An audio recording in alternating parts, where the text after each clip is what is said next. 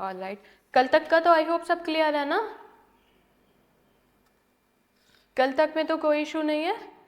आगे करें, delivery of possession से करना था। अब हम आगे बढ़ते हैं, ठीक है? कल जहाँ छोड़ा था उससे आगे क्लियर करते हैं।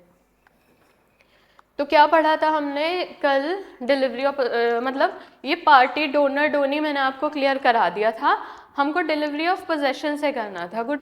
तो अब जैसे कि आपको मैंने समझाया था कि कुछ चीज़ें होती हैं जो डोनर को लेकर क्लियर होनी चाहिए और कुछ चीज़ें होती हैं जो डोनी को लेकर क्लियर होनी चाहिए, और आपको स्पेसिफिक भी होना चाहिए उन चीज़ों में। लाइक के जो डोनर और डोनी हैं उनको लेकर उनकी कॉम्पिटेंसी क्या है, डोनर को मुस्लिम होना चाहिए। ये बहुत ज़्यादा रिपीट पे पूछा जाने वाला क्वेश्चन है, क्योंकि जो रिलीजन होगा ना वो डोनी का नहीं देखा जाता। जब भी जिन स्टेट्स में मुस्लिम लॉ आता है वहाँ पर ये क्वेश्चन ज़रूर पूछा जाता है।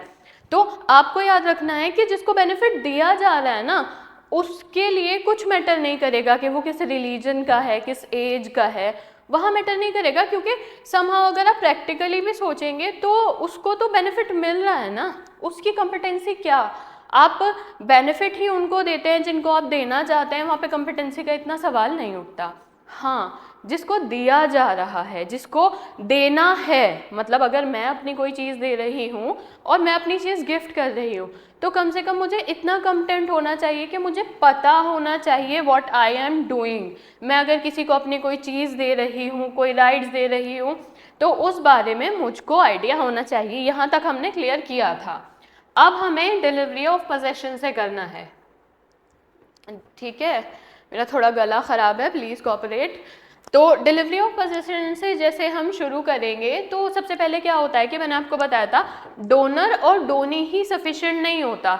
यहाँ पे हमारे लिए ज़रूरी ये भी होता है कि जो चीज़ गिफ्ट की जा रही है उसका पोजेशन भी दिया गया हो। यानी पहली बात तो पोजेशन किस चीज़ का दिया जा सकता है, आपको देखना है कि जो चीज़ आप डिलीवर कर रहे हो, दे रहे हो, वो केपेबल है भी या नहीं पोजेशन देने के।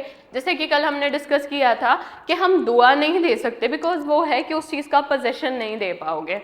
जो गिफ्ट है मुस्लिम लॉ के अंदर, तो वहाँ पे ये भी ज़रूरी होता है कि किस तरीके की प्रॉपर्टी दी जा रही है, क्या वो प्रॉपर्टी गिफ्ट करने के कैपेबल है या नहीं। यानी सिर्फ डोनर की कैपेबिलिटी नहीं देखी जाती है, कैपेबिलिटी तो यहाँ पे चीज़ की यानी उस गुड की, उस थिंग की भी देखी जाती है, ठीक?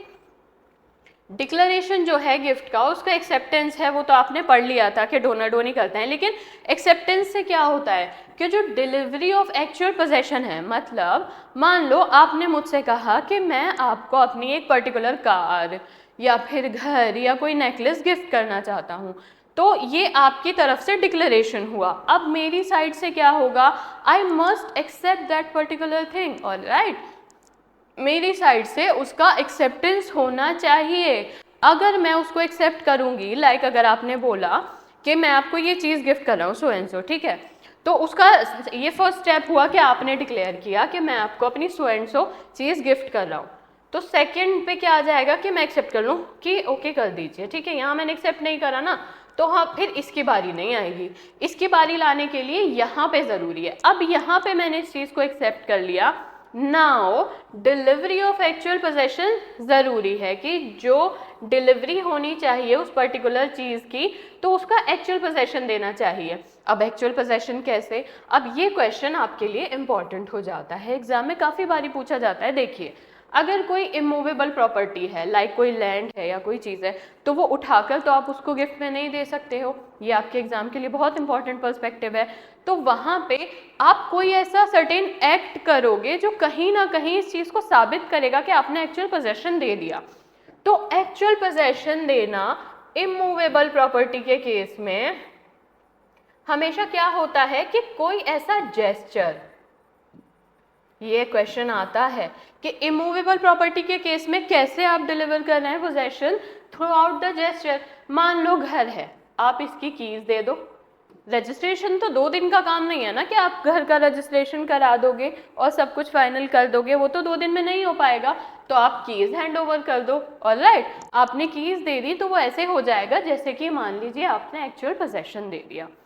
अब गाड़ी दे रहे हैं आप, उसमें तो पॉसिबल है ना कि अगर वो फिर भी आप अपने घर में खड़ी रख रहे हैं तो कोई मतलब ही नहीं बचा गिफ्ट का।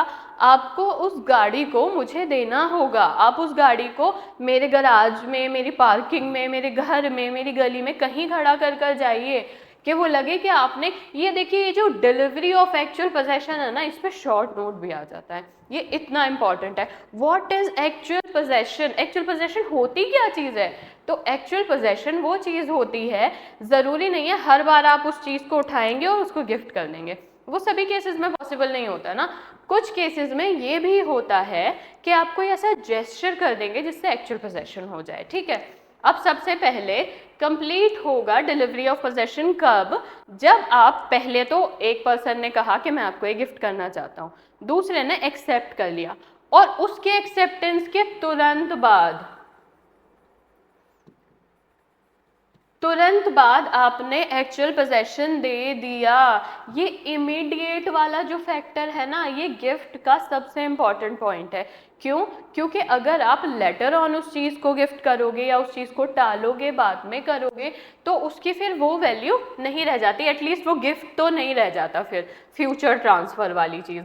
तो गिफ्ट के केस में फ्यूचर ट्रांसफ़र नहीं होता, इमीडिएट होता है। आप जो भी दे रहे हैं, आप अगर उसका भी रजिस्ट्रेशन फाइनल नहीं कर सकते हैं ना, एटलीस्ट मेक सम जेस्चर, कोई ऐसा जेस्चर करिए कि उससे मुझे लग जाए कि हाँ आपने पर्टिकुलर चीज़ मुझे दे दी है, ठीक है। पहला पॉइंट तो हमारा ये हुआ। दूसरा पॉइंट क्या हो सकता है कि जो गिफ्ट है वो इफेक्ट में कब आएगा? उस डेट में जब आपको पोजेशन दे दिया जाएगा, तभी तो हम इमीडिएट डिलीवरी की बात कर रहे हैं कि आपको वो चीज़ उस पर पोजेशन दे देना चाहिए, आपको डिलीवर हो जानी चाहिए, आपको डिलीवर हो जानी चाहिए, है ना। तो ये जिस भी डेट में, अब मान लो अगर आपसे मैंने आज कहा कि मैं ये चीज़ आपको गिफ्ट कर रही हूँ और उसका 6 महीने बाद आपको पोजेशन मिल रहा है ना, तो माना जाएगा कि 6 महीने बाद वाली ही डेट पे गिफ्ट दिया गया है। ये कुछ ये इंपॉर्टेंट चीज़ें होती हैं, है ना। ऐसा नहीं है कि गिफ्ट में ये ज़रूर होगा कि आपने तभी के तभी ओनरशिप ट्रांसफ़र करो। देखो रजिस्ट्रेशन जैसे प्रोसीजर जो होते हैं उनमें टाइम लगता है, ज़रूरी नहीं है वो 1 सेकंड में सब कुछ हो जाए। रजिस्ट्रेशन जैसा प्रोसेस टाइम कंज्यूमिंग है, तो ओनरशिप ट्रांसफ़र करने को नहीं कह रहा है कोई आपसे। और ओनरशिप ट्रांसफ़र करने को क्यों नहीं कह रहा है? क्योंकि वो 2 दिन में नहीं हो जाएगी, इमीडिएट तो बिल्कुल भी नहीं हो पाएगी।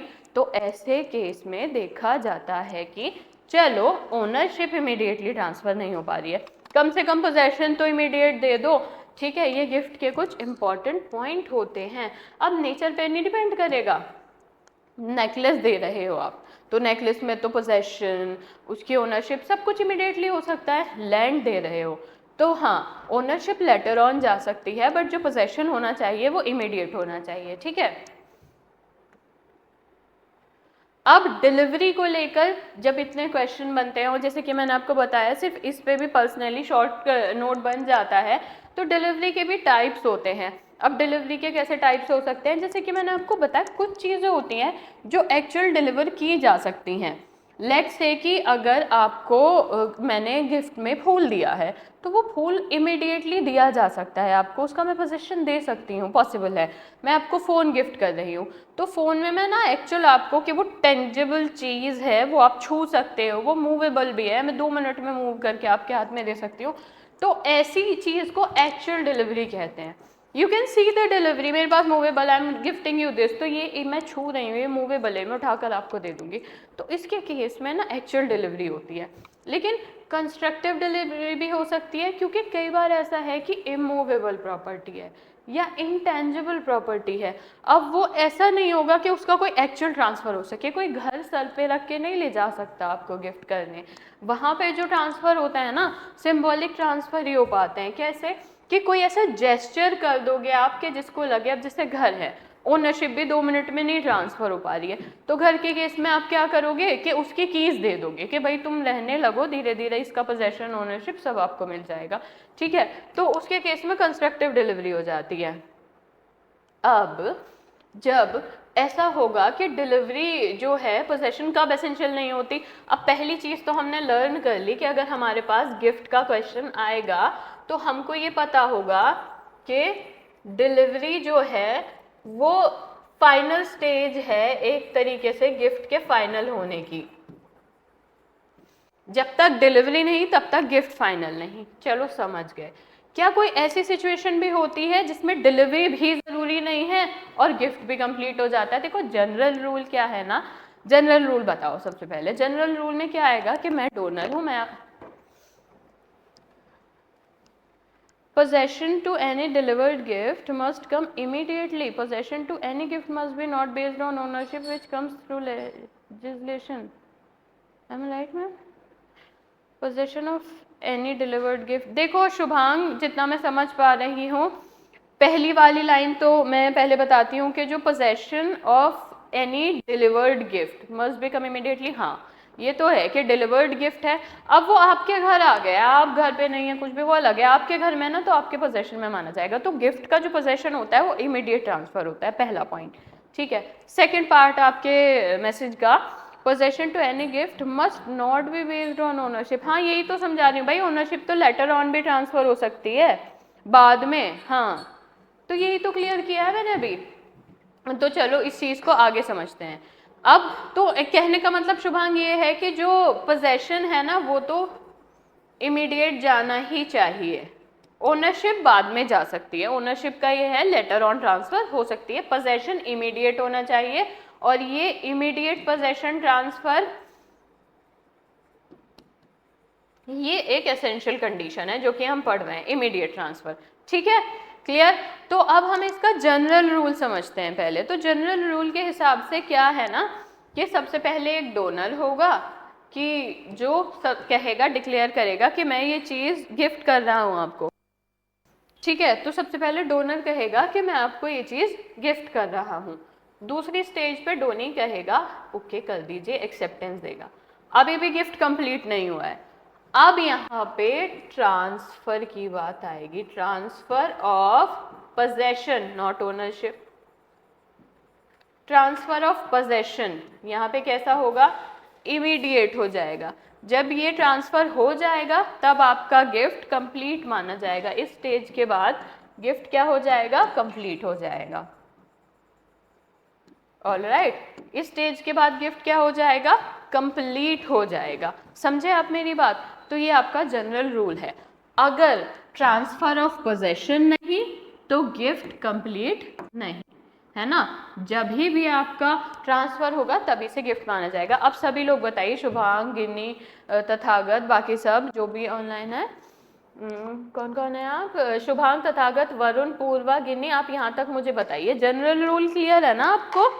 ये जनरल रूल है कि आपको ट्रांसफर तो करना ही करना पड़ेगा। पोजेशन आप ओनरशिप तो लेटर ऑन हो सकती है, कुछ चीज़ों में लेजिस्लेशन टाइम लगाता है। अब हम लॉ पढ़ रहे हैं तो आपको पता है जनरल रूल पर तो बात खत्म ही नहीं हुई आज तक किसी भी लॉ में। जब हम यहाँ पे ये कह रहे हैं कि ये जो ट्रांसफ़र है ये बहुत ज़्यादा एसेंशियल है, ठीक है, तो ऐसी कौन सी सिचुएशन है जहाँ पे ट्रांसफ़र एसेंशियल नहीं है? जब आप कह रहे हैं कि गिफ्ट की कंडीशन ही ये है, गिफ्ट कंप्लीट ही नहीं होगा, फिर ऐसा कौन सी सिचुएशन है कि आप ट्रांसफ़र नहीं भी करते तो गिफ्ट कंप्लीट हो रहा है? कोई तो ऐसी कंडीशंस होंगी ना कि आप ट्रांसफ़र नहीं भी कर रहे हैं। मान लीजिए कि मैं आपके साथ एक घर में रहती हूँ, ठीक है, हम जॉइंट ओनर्स हैं इस घर के। अब जब मैं इस घर में आपके साथ रहती हूँ तो इस घर के ऊपर मेरा भी पोजेशन है, आपका भी। आधा शेयर आपका है इस घर में और आधा शेयर मेरा है, ठीक है। मान लीजिए ये आपका शेयर है और ये मेरा शेयर है, मगर हम शेयर के हिसाब से नहीं रहते, हम पूरा इस घर को यूज़ कर रहे हैं। समडे आपके दिमाग में आता है कि आप ये घर मुझे गिफ्ट करेंगे, ठीक है, तो आप क्या करते हैं कि आप अपना वाला शेयर मुझे गिफ्ट कर देते हैं।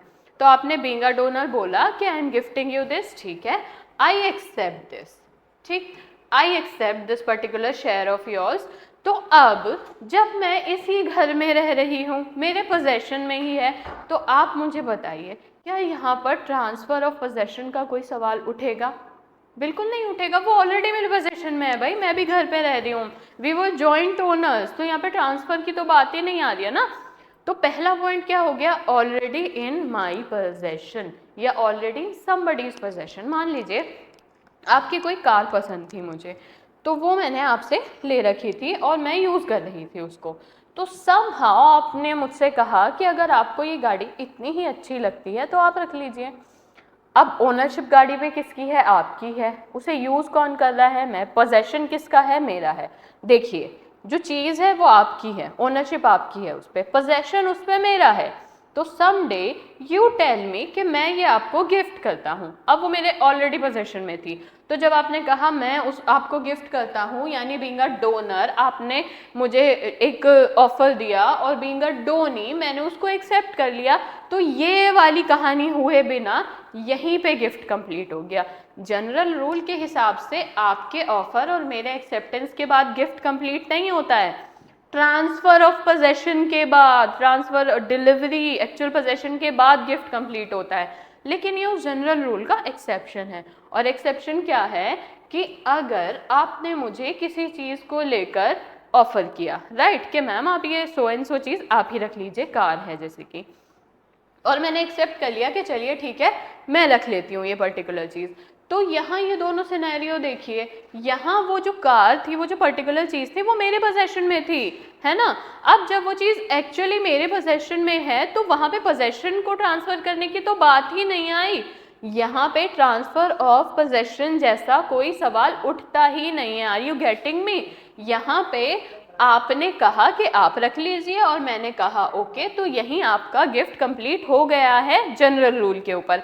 यहाँ पे फिर हम ट्रांसफर ऑफ पोजेशन में नहीं जाते। बताइए यहाँ तक क्लियर है या नहीं? तो अगर आपसे अब एग्जाम में पूछता है कि जनरल रूल तो ये है कि ट्रांसफर के बाद ही गिफ्ट कंप्लीट होता है, there is any exception of this rule, तो आंसर इज यस। जब सामने वाले के पोजेशन में ऑलरेडी वो प्रॉपर्टी होगी तो फिर वहाँ पे ट्रांसफर ऑफ पोजेशन का सवाल ही नहीं उठेगा। पहला पॉइंट। बताइए यहाँ तक क्लियर है आप? यहाँ तक तो क्लियर है ना हम? तो इसी तरह के कुछ एस्पेक्ट्स होते हैं जहां पे ट्रांसफर की जरूरत नहीं पड़ती है, ठीक है। अभी हम डिस्कस करेंगे। स्टोरी बेसिकली यही है। टेल मी, यहां तक समझ आया? ऑल राइट, चलिए हम आगे देखते हैं इसको। अब आगे ये क्या, अब ये किस तरह बता रहा है? तो ये जनरल रूल के एक्सेप्शन है, कई बार एग्जाम में पूछे जाते हैं। तो क्या है जनरल रूल के एक्सेप्शन? ऑल राइट, पूर्वा, वरुण, एवरीवन, डोनर और डोनी सेम प्रॉपर्टी पे रहते हैं। अब जब हम लोग रह ही सेम प्रॉपर्टी पे रहे हैं और आप मुझे गिफ्ट कर रहे हैं तो ट्रांसफर का तो सवाल नहीं उठता है। या फिर जो गिफ्ट है वो स्पाउस ने ईच अदर को दिया, एक दूसरे को दिया है। अब ये भी तो सेम ही रहते होंगे साथ में, अलग अलग भी रहते हैं तो एक दूसरे की प्रॉपर्टी पे एक दूसरे का कहीं ना कहीं पोजेशन होता ही है। और ये जो स्पाउसेस यूज किया गया है वर्ड, इसका सीधा सा मतलब है दे आर स्टिल मैरिड, तो वहाँ पे एक दूसरे की चीज़ पे एक दूसरे का पोजेशन होता है। यहाँ पे भी सवाल नहीं उठता। को शेयरर का भी सवाल नहीं उठता। आपने और मैंने कोई फर्म खोली है, वी आर को शेयरर फॉर दैट पर्टिकुलर फर्म और दैट कंपनी और एनीथिंग, तो वहाँ पे भी अगर आप अपना शेयर कल मुझे गिफ्ट करने लगेंगे तो इसमें भी ये नहीं होगा कि डिलीवरी का होगा, पार्ट डिलीवरी ऑफ गिफ्ट। अब चीज़ कोई दो पार्ट्स में जानी थी, ठीक है, तीन हो गए, ये तो दो ही करते हैं इसको। कोई चीज़ दो पार्ट्स में जानी थी, एक इस पार्ट में और एक इस पार्ट में, पर किसी वजह से इसका आधा पार्ट ऑलरेडी मेरे पोजेशन में था पहले से ही, ठीक है, या फिर आधा पार्ट आपने डिलीवर कर दिया तो अब मेरे पोजेशन में आ गया, अभी आधा रहता है। तो कहने का मतलब ये है, ये आधे पार्ट का डिलीवर हो जाना ना कहीं एक सफिशिएंट एविडेंस होता है कि मतलब हाँ पूरी प्रॉपर्टी आपको मिल जाएगी। समझ रहे हैं आप? जब प्रॉपर्टी पार्ट्स में होती है तो उसका एक पार्ट मिल जाना, जैसे कि लेट्स सपोज आपने मुझसे कहा कि आप अपना जो कंप्यूटर पूरा सिस्टम है आपने जो बना रखा है वो मुझको गिफ्ट कर देंगे, तो उसका मॉनिटर आपने ऑलरेडी मेरे घर पे भिजवा दिया। अभी मेरे घर पे सिर्फ मॉनिटर आया और कुछ नहीं आया, बाकी का मान लीजिए मॉनिटर और सीपीयू आ चुका है, बाकी चीज़ आपके घर पे अभी। तो मेरे पास मॉनिटर और सीपीयू आना भी ना सिंबॉलिक डिलीवरी माना जाता है। सिंबॉलिक डिलीवरी कैसे माना जाता है कि ये माना जाएगा अब जब आपने इतना डिलीवर कर दिया ना तो गिफ्ट कंप्लीट हो गया है, बाकी का आधा भी आ ही जाएगा, है ना, फिर स्ट्रेस नहीं लेते हैं। Gift of property already in possession of the Downey. अब वही बात है कि जो चीज़ ऑलरेडी, आपकी कार ऑलरेडी मेरे पोजेशन में थी, तो ऐसे में अगर आप अपनी कार मुझे गिफ्ट करना चाहते हैं तो वहाँ पे डिलीवरी ऑफ पोजेशन का तो सवाल ही नहीं उठता, क्योंकि ये तो पहले से ही मेरे पोजेशन में है। तो ये कुछ एक्सेप्शनल रूल हैं और ये पूछे जाते हैं। जब एलएलबी में थे ना तब तो ये ज़रूर आता था एग्जाम में, अब उतना नहीं आता है, बट जुडिशरी के लिए आपका ये है, प्री में पूछ लेगा कि जनरल रूल का कोई एक्सेप्शन है या नहीं, या कई बार कोई सिचुएशन ऐसी दे देगा जिसके ऊपर आपको बताना पड़ेगा, ठीक है। अब यहाँ से आपके लिए थोड़ी सी चीज़ें मुश्किल शुरू हो जाएंगी जो आपको स्लाइटली टफ लगेगा। हम यहाँ से करेंगे। अब पूरा गिफ्ट का तो ठीक है ना, अभी तक पता है ये मुश्किल भी क्यों लगेगा। अभी हम अगर गिफ्ट के बारे में जितना भी अभी पढ़ा है या पहले से जितना जानते हैं, तो गिफ्ट इज समथिंग जो अनकंडीशनल होता है। अगर उसके पीछे कोई कंडीशन ही लगा दी गई तो वो गिफ्ट नहीं रह जाता ना फिर। अब ये वाले जो पॉइंटर्स हैं ना, ये आपको ऐसे तंग करेंगे कि एक तो आप इसको गिफ्ट कह रहे हैं और प्लस उसमें कंडीशंस भी इतनी सारी है कि उसको सेल बना रहा है वो चीज़, तो इसीलिए थोड़ा सा कंफ्यूजिंग लगेगा। थोड़ा ठंडे दिमाग से ही बताओ, यहाँ तक तो हम गिफ्ट विफ्ट में बिल्कुल क्लियर है ना, फिर हम ये वाला कॉन्सेप्ट लेंगे, स्टोरी वाइज समझेंगे ताकि उतना मुश्किल ना लगे। बताइए।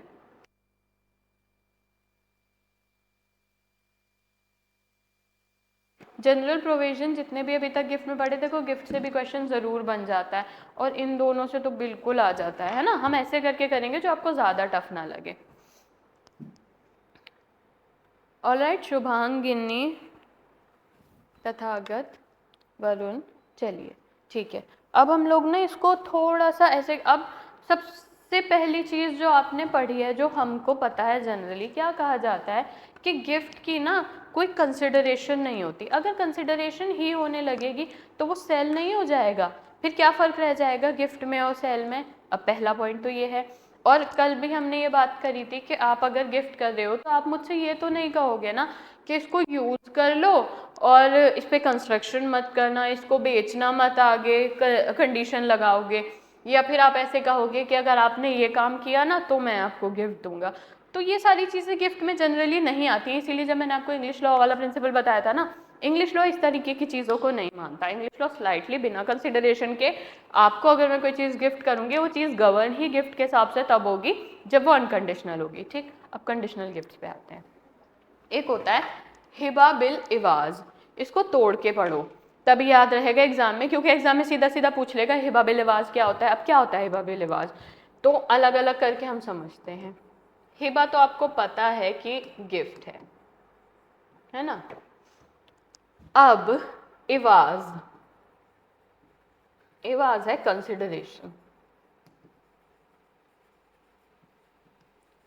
बहुत अटपटी चीज है, क्योंकि अगर कंसिडरेशन है तो गिफ्ट कहाँ बचा, बट स्टिल ये रिकॉग्नाइज्ड प्रिंसिपल है हिबा बिल इवाज, यानी ऐसा गिफ्ट जिसके पीछे कोई ना कोई कंसिडरेशन हो। ठीक है, ऐसा गिफ्ट। तो हिबा इवाज क्या है ये सब। पहली बात तो अगर कंसिडरेशन ली जा रही है आपसे, क्या वो गिफ्ट होना चाहिए? The answer is no. अपने दिमाग पे बिठा लो, जनरली अगर कंसिडरेशन ली जाती है तो गिफ्ट नहीं है ना। गिफ्ट तो बिना किसी कंसिडरेशन के होता है, तो इसमें ऐसा क्या हो रहा है। लेकिन इस्लामिक लॉ में एक ऐसी चीज़ है जिसको हिबा बिल इवाज कहते हैं, जहाँ इवाज कंसिडरेशन को कहते हैं। अब गिफ्ट फॉर कंसिडरेशन, ये एक प्री का क्वेश्चन है, इसको प्लीज ध्यान रखना, चाहे वर्ड बाय वर्ड रख लेना। इवाज का मतलब कंसिडरेशन होता है, ऐसे ध्यान रख लेना, पर रखना इसको एग्जाम के लिए ध्यान। एग्जाम में पहले सुनो प्री में कैसे आता है। प्री में सिर्फ ऐसे आता है कि वो आपसे पूछेगा हिबा बिल इवाज क्या है, तो आपको हिबा बिल इवाज बताना है गिफ्ट फॉर द कंसिडरेशन है। ठीक है, हिबा बिल इवाज क्या है, गिफ्ट फॉर द कंसिडरेशन। अब एक चीज आ जाती है जो नई है, जो सेल से इसको अलग करेगी, जो हमारे डाउट्स क्लियर करेगी कि अगर कंसिडरेशन ही है तो कैसा गिफ्ट। लेकिन यहाँ पे जो कंसिडरेशन होती है ये होती है ऑलरेडी गिवन। समझ रहे हैं आप?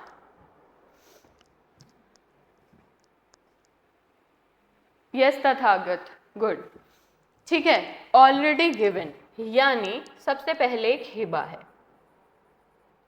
यानी एक गिफ्ट है, और उसी गिफ्ट का एक इवाज भी है, यानी सेम गिफ्ट की कोई कंसिडरेशन भी है। ठीक, सेम गिफ्ट की कोई कंसिडरेशन भी है। अब ये जो कंसिडरेशन है उसी सेम गिफ्ट की, हिबा की, उसी इवाज जो है, ये कंसिडरेशन आपको फ्यूचर में पे नहीं करनी है। इस कंसिडरेशन के लिए ज़रूरी है कि ये जो कंसिडरेशन होती है ये ऑलरेडी गिवन होती है। मान लीजिए इसका एक सही एग्जाम्पल हम लेंगे कि पास्ट में ऐसा कुछ था कि मेरा कोई बहुत लोन चल रहा था, क्या तथा, हाँ समझा तो रही हूँ, सुनो बेटा। देखो, मान लीजिए कि पास्ट में ऐसा कुछ था कि आपने मेरे लिए किया था, मैं बहुत अंडर सीरियस डेट थी, मेरे ऊपर बहुत ज़्यादा पैसों का डेट था और मेरे से नहीं चुकाया जा रहा था, that time you helped me, कि आपने ना मुझको लोन दिलवाया और खुद से अपनी साइड से भी पैसे दिए, you help me to go through all the situation, और आपने वहाँ पे सब कुछ डील कराया। अब आपने जितना भी किया अपनी मर्ज़ी से, वॉलंटरी ग्रेचुitously किया, और वहाँ पे आपका कोई भी लालच नहीं था, कुछ आपकी जेब से ही गया जो भी गया। फर्दर मोर, अगर मैं आपको अब वो पैसा रिटर्न करती हूँ तो आप मना करते हैं कि नहीं भाई ये चीज़ ना आपको रिटर्न नहीं करनी है, मैंने आपका एहसान नहीं किया, मैंने आपको लोन नहीं दिया था, आपने जहाँ से लोन लिया है बस वो लोन अमाउंट रिटर्न करो, मुझे आपसे कुछ नहीं चाहिए। समझ रहे हैं आप? तो यहाँ पे मैं सोचती हूँ कि अब आप अपना पैसा तो वापस नहीं ले रहे हैं और ऐसे अच्छा नहीं लगता, एक जनरली कॉन्सेप्ट आ जाता है ना दिमाग में, चलिए मैं आपको कुछ उतनी ही वैल्यू का नहीं तो कुछ आसपास एक स्वीट जेस्चर देने के लिए मैं आपको कुछ गिफ्ट कर देती हूँ। तो यहाँ पे जब मैं आपको जो एक ऑलरेडी गिवन कंसिडरेशन है आपकी, उसके लिए कोई चीज़ गिफ्ट करूँगी, दैट इज़ हिबा बिल इवाज।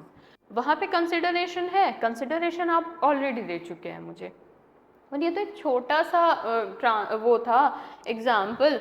ऐसा होता है कभी पास्ट में आपने मुझे कुछ दिया है, कुछ बहुत एक्सपेंसिव दिया है, और भाई आई कांट डाइजेस्ट ना कि मैंने ऐसे ही किसी से इतना सब ले लिया, मुझे भी कुछ करना चाहिए, मुझे कोई जेस्चर करना चाहिए, तो आई एम रिटर्निंग समथिंग। और वो रिटर्न गिफ्ट वाला कॉन्सेप्ट बचपन में होता था ना कि किसी के बर्थडे पार्टी पर जा रहे हैं तो हम एक्साइटेड रहते थे कि एक अच्छा सा रैप करा के गिफ्ट लेकर जाएंगे और वहाँ पे से रिटर्न गिफ्ट होता था। तो एक जेस्चर टाइप ना कि if you are doing something for me, तो मुझे ऐसे खाली हाथ अच्छा नहीं लग रहा है और I must return something to you, तो वो होता है हिबा बिल इवाज।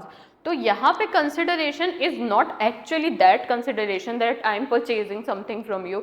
ये कंसिडरेशन वो कंसिडरेशन नहीं है कि मैं आपसे कुछ खरीद रही हूँ या आप मुझे कुछ बेच रहे हैं या आपने उस गिफ्ट का अमाउंट पे किया है, ये जेस्चर होता है सिर्फ एक छोटा सा। बताइए, इसके लैंग्वेज पे बाद में आएंगे। अब क्लियर हो शुभांग और बाकी सब? अब क्लियर है? हाँ, बस इतना कनेक्ट मत करो तथागत को आसी कॉन्ट्रैक्ट से, वो तो बहुत ज़्यादा मतलब उतना रेलेवेंसी नहीं है इनकी आपस में एक जैसी। Quasi contract is something else, ठीक है। बस ये बताओ कॉन्सेप्ट क्लियर है या नहीं। अब देखते हैं इसके वर्ड्स क्या हैं, कि यहाँ पे कोई ऐसा सिस्टम नहीं है कि कंसिडरेशन पे करो गिफ्ट की, तो ये कोई एक्चुअल कंसिडरेशन नहीं है कि आप बाइंग और सेलिंग कर रहे हो, लेकिन यहाँ पे एक छोटा सा गिफ्ट का सिस्टम है, गिफ्ट इन एक्सचेंज। अब ये जो एक्सचेंज, ओके वरुण, ये जो एक्सचेंज वाली चीज़ होती है ये मनी भी तो हो सकती है कि आपने पास्ट में मुझे पैसे ही दिए हों और अब मैं सोच रही हूँ नहीं भाई ऐसे अच्छा नहीं लगता है, उसने मॉनेटरी मेरी इतनी हेल्प की थी, उसने इतना पैसा खर्च किया था जब मैं प्रॉब्लम में थी, मुझे कुछ देना चाहिए, मुझे कुछ करना चाहिए, मुझे कोई जेस्चर देना चाहिए, ठीक है। तो वहाँ पे उस पॉइंट पर आकर मैं आपको एक्सचेंज में गिफ्ट दूंगी, ठीक। ये इन्वॉल्व करता है टू म्यूचुअल और रेसिप्रोकल गिफ्ट को, एक्सचेंज को दो इंडिविजुअल के बीच में, जो कि हम समझ चुके हैं। अगर आप मेरे लिए कुछ करेंगे तो मुझे भी आपके लिए कुछ करना पड़ेगा, ठीक है। दूसरे शब्दों में अगर हम इसको कहें कि एक गिफ्ट अगर डोनर ने दिया है डोनी को, है ना, तो वहाँ पे जो दूसरा गिफ्ट होगा ना वो डोनी देगा डोनर को, ये हिबा बिल इवाज हो जाता है ना। अब मान लीजिए आपने कभी मुझे पास्ट में कोई बंगलो गिफ्ट किया था, कार गिफ्ट की थी बहुत एक्सपेंसिव, और अब मैं उस बोझ के तले दबी हुई हूँ कि नहीं भाई मेरे ऊपर इतना बड़ा डेट है एक तरीके से कि आपने मुझे वो पर्टिकुलर चीज़ गिफ्ट की थी, अब मैं बाउंड हूँ कि मुझे भी रिटर्न में कुछ देना चाहिए। तो यहाँ पे उस चीज़ को सोचकर if I am gifting you something ना, तो वो हिबा बिल इवाज है, वो कंसिडरेशन है, नॉट एक्चुअल मॉनेटरी कंसिडरेशन, ठीक है। तो आपके लिए एग्जाम में क्वेश्चन कैसे बनते हैं? आपके लिए एग्जाम में क्वेश्चन सिर्फ ये आता है व्हाट इज हिबा बिल इवाज, तो गिफ्ट फॉर द कंसिडरेशन या कोई रिटर्न गिफ्ट, ठीक है। इवाज का मतलब वही है, कंसिडरेशन भी अगर नहीं मानोगे तो as a return. I hope हमें कॉन्ट्रैक्ट क्लियर है।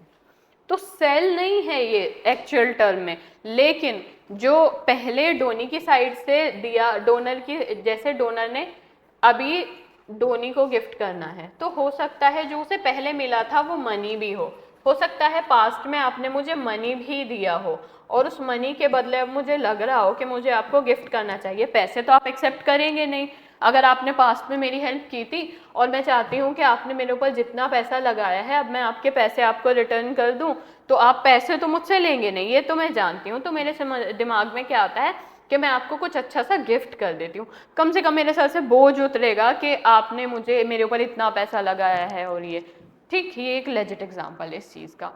हिबा बिल-ए-वाज़ के लिए क्या ज़रूरी है कि सबसे पहले कंप्लीट और वैलिड गिफ्ट होना चाहिए, यानी डोनर डोनी को देगा। अगर अकॉर्डिंगली ऐसा नहीं होता तो फिर वो गिफ्ट नहीं होता। मतलब दूसरी ये जो चीज़ जा रही है ना, जो गिफ्ट जा रहा है, ये एक्चुअल गिफ्ट होना चाहिए। अब आप भले ही इसको अपने गिल्ट की वजह से दे रहे हो, कि गिल्ट क्या है, आपका एक बर्डन है कि भाई पास्ट में इसने मेरे ऊपर करोड़ों रुपए खर्च किए थे, अब मेरा बनता है कि अगर ये मुझसे पैसे वापस नहीं ले रहा है तो कम से कम मैं बदले में इसको गिफ्ट तो दे दूं, कुछ तो जाएगा, मेरे सर से बोझ उतरेगा। तो दैट इज हिबा बिल-ए-वाज़, कि आप बदले में उसको पैसा नहीं लौटा सकते हो बट आप जेस्चर के तौर पे गिफ्ट दे रहे हो, ठीक है। तो ये हिबा बिल-ए-वाज़ है। अब यहाँ पे एक पेमेंट होनी चाहिए कंसिडरेशन की पहले। अब ये जो कंसिडरेशन है वही है, चाहे आपने मेरी कहीं पे हेल्प की थी या आपने कभी मेरे आप काम आए थे, तो ये सारी वो कंसिडरेशन है, ठीक है। अब हिबा बिल-ए-वाज़ हमारा क्लियर हो गया, एग्जाम में बहुत पूछ लेता है, आई होप अब आपको अच्छे से याद रहेगा। इवाज याद रखना बस, इवाज या तो रिटर्न है या कंसिडरेशन है। नेक्स्ट कॉन्सेप्ट पे आता है, हिबा बशरतुल इवाज, ठीक है। और बिल भी लिखा हुआ मिलता है कभी कभी, ये हिबा बिल शरतुल इवाज भी मिले तो कंफ्यूज मत होना, आपके लिए वर्ड बा बिल जरूरी है ही नहीं, आपके लिए जरूरी है हिबा और शरतुल इवाज।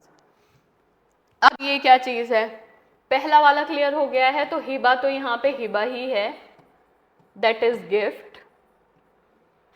इंसान का नाम भी होता है ना हिबा। अब यहाँ पे आ जाता है शरत उल इवाज। अब हमको इसको तोड़कर पढ़ना है। सबसे पहले शर्त यानी शर्त, शर्त क्या है यहाँ पे, कंडीशन। व्हाट इज शर्त हियर, द कंडीशन। शर्त का मतलब हमें पता ही है, तो ये क्या है, कंडीशन। और इवाज, इवाज का मतलब तो वही है, कंसिडरेशन। तो ये जो कंसिडरेशन है यहाँ पे कोई मॉनेटरी कंसिडरेशन नहीं है, बल्कि एक शर्त है ना। एक शर्त मैंने रखी है कोई भी, तो यहाँ पे जो कंसिडरेशन है, ये कंसिडरेशन मनी नहीं है, आपने पास्ट में मेरे लिए कुछ किया नहीं है, कुछ नहीं है, ये कोई और रिटर्न गिफ्ट नहीं है, कुछ नहीं है, बल्कि ये जो कंसिडरेशन है ना, ये एक शर्त है। शर्त यानी कंडीशन है। और सोगा पढ़ा है हमने तो हमें याद है कि ये एक स्टिपुलेशन है। कैसी शर्त, कैसी शर्त, तो ये क्या कह रहा है, शर्त मीन्स स्टिपुलेशन यानी कंडीशन। हिबा बशरतुल इवाज मतलब gift made with a stipulation for return. अब मैंने आपसे कहा कि मैं आपको अपनी गाड़ी गिफ्ट कर दूंगी, ठीक है, मैं आपको अपनी गाड़ी गिफ्ट कर दूंगी, बदले में आपको मेरी प्रॉपर्टी की डील फाइनल करानी होगी। That is a return gift I want from you. ठीक, क्या कहा मैंने, मैं आपको अपनी गाड़ी गिफ्ट कर दूंगी या मैं आपको अपनी गाड़ी गिफ्ट कर रही हूँ, बट जो मेरा प्रॉपर्टी का मैटर अटका हुआ है ना, प्लीज़ उसको फाइनल करा दो। या फिर मैं आपको डायमंड नेकलेस गिफ्ट कर रही हूँ, प्लीज़ मेरे बेटे को ट्यूशन पढ़ा दो। तो सो मैनी थिंग्स कि जो गिफ्ट आ रहा है लेकिन वो गिफ्ट कंडीशन के साथ आ रहा है। कुछ केसेस में क्या देखा गया कोर्ट में कि हिबा बशरतुल इवाज के जो केस आए थे उसमें ये था, समबडी इज गिफ्टिंग समथिंग ना, और उसके बाद वो कहता है कि मैं तुमको ये गिफ्ट करूंगा, बदले में मुझसे शादी कर लेना। तो वो भी ये था कि हाँ, अब यहाँ पे एक चीज़ आ जाती है कि अगर आप शर्त एक्सेप्ट कर रहे हैं तो बहुत अच्छी बात है, आप बाउंड नहीं है। देखो क्या कह रहा है ये, ट्रांजैक्शन फाइनलाइज होता है डिलीवरी ऑफ पोजेशन पे, नॉर्मल गिफ्ट की तरह। नॉर्मल गिफ्ट भी तो डिलीवरी ऑफ पोजेशन पे ही फाइनलाइज होता है। तो जब आपका डोनी जो है वो कंसिडरेशन पे करेगा तो वो नेचर में आ जाएगा सेल के। कंसिडरेशन, मान लो आपने कंसिडरेशन में मुझसे ये कहा कि मैं आपको अपनी ये चीज़ गिफ्ट कर देता हूँ, बदले में काम कीजिए कि आप मुझे अपना दूसरा वाला घर बेच दीजिए। तो कुछ भी है, वो सारी चीज़ नेचर ऑफ सेल बना देती है उसको, कि आपको पिछले वाले में पता है क्या था, कि अगर आप मुझे कुछ दे चुके हैं ना तो वो पास्ट की बात थी, पहले दे दिया है, पहले मिल गया है, इसीलिए उसका नेचर सेल जैसा नहीं हो पा रहा था। ऐसा नहीं था कि मैं आपको अभी कुछ दे रही हूँ और बदले में मुझे कुछ अभी मिलेगा। तो वो पिछली वाली चीज़ थी कि आप पास्ट में मेरा लोन चुका चुके हैं, पास्ट में मेरे लिए पता नहीं क्या क्या कर चुके हैं, तो बदले में आपको गिफ्ट मिल रहा है। जो भी हो चुका था, जो भी कंसिडरेशन मिल चुकी थी, वो पास्ट में मिल चुकी थी। इसमें ऐसा नहीं होता है। इसमें क्या होता है कि इसमें जो भी मिलता है, जैसा भी मिलता है, प्रेजेंट में मिलता है।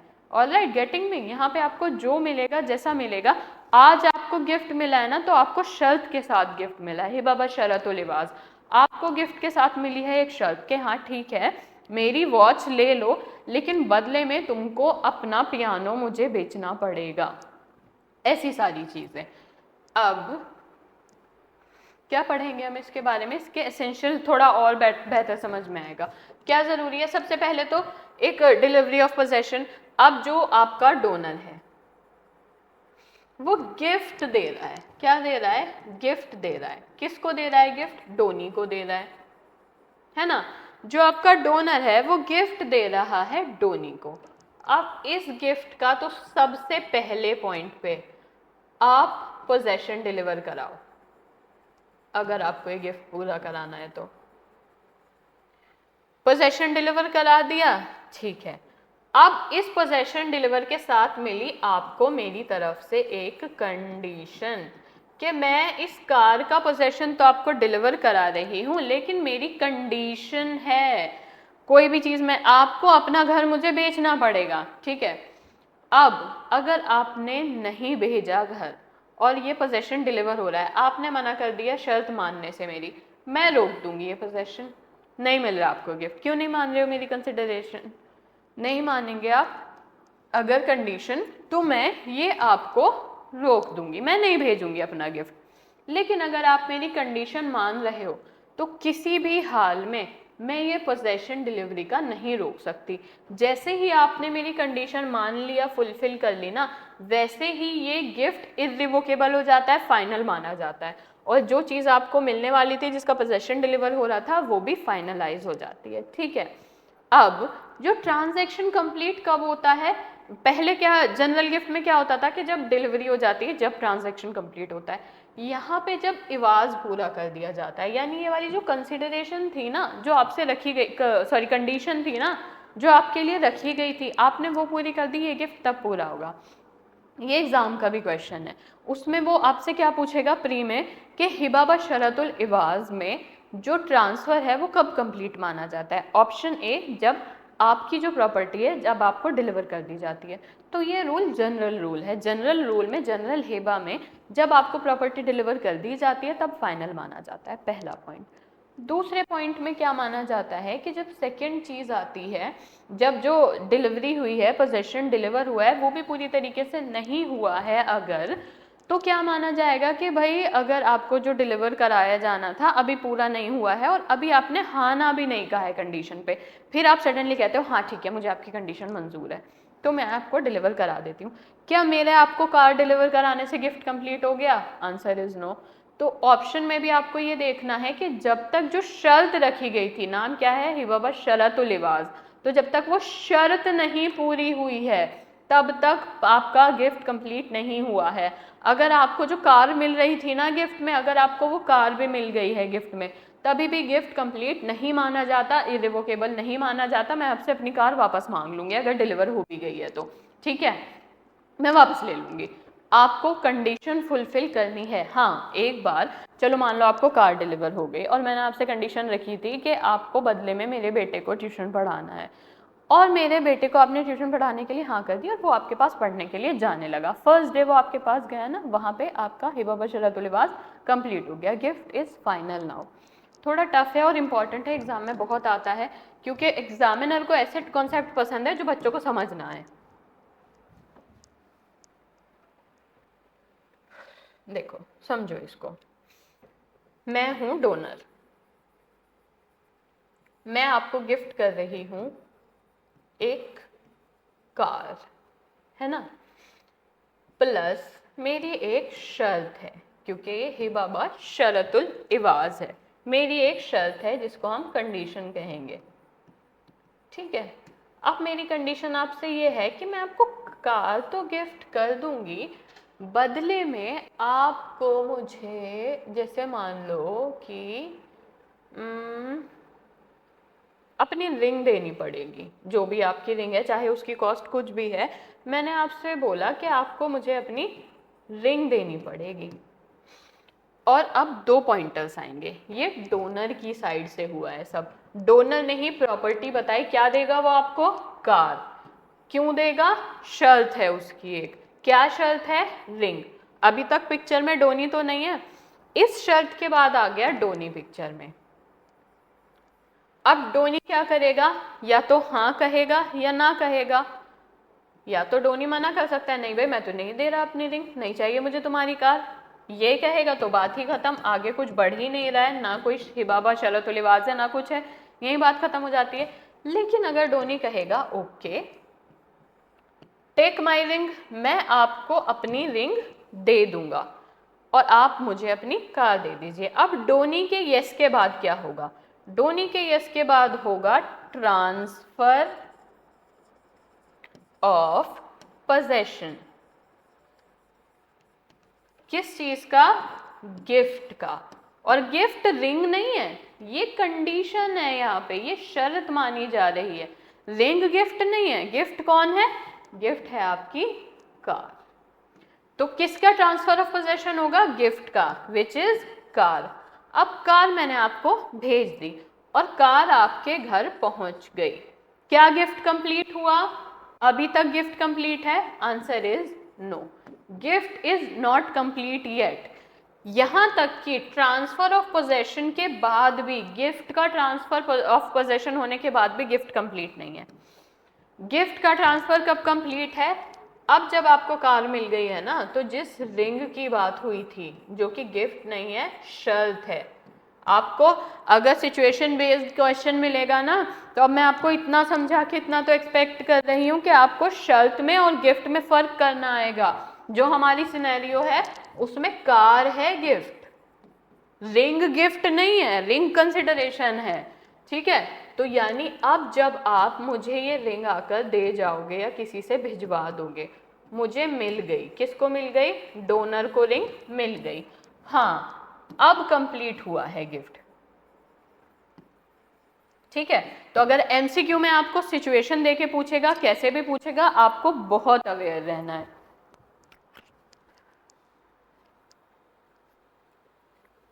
देखो शुभांग, अपने लिए ना चीज़ें इतनी कंफ्यूजिंग मत करो, कुछ चीज़ों को आपको एज इट इज़ पढ़ना पड़ेगा। अगर आप इसको एक्सचेंज की तरह पढ़ोगे ना, तो आप एग्ज़ाम में ये आइडेंटिफाई नहीं कर पाओगे कि कौन सी चीज़ शर्त है और कौन सी गिफ्ट है। और ये आइडेंटिफाई करने के लिए क्वेश्चन आते हैं, वो आपको बताएगा कि अभी इस चीज़ का तो ट्रांसफ़र हो चुका है लेकिन इस चीज़ का रह गया है। अगर आप इस कॉन्सेप्ट से इसको समझोगे कि ये एक्सचेंज है दो चीज़ों का, तो आप वहाँ पे उस क्वेश्चन को आंसर कैसे करके आओगे।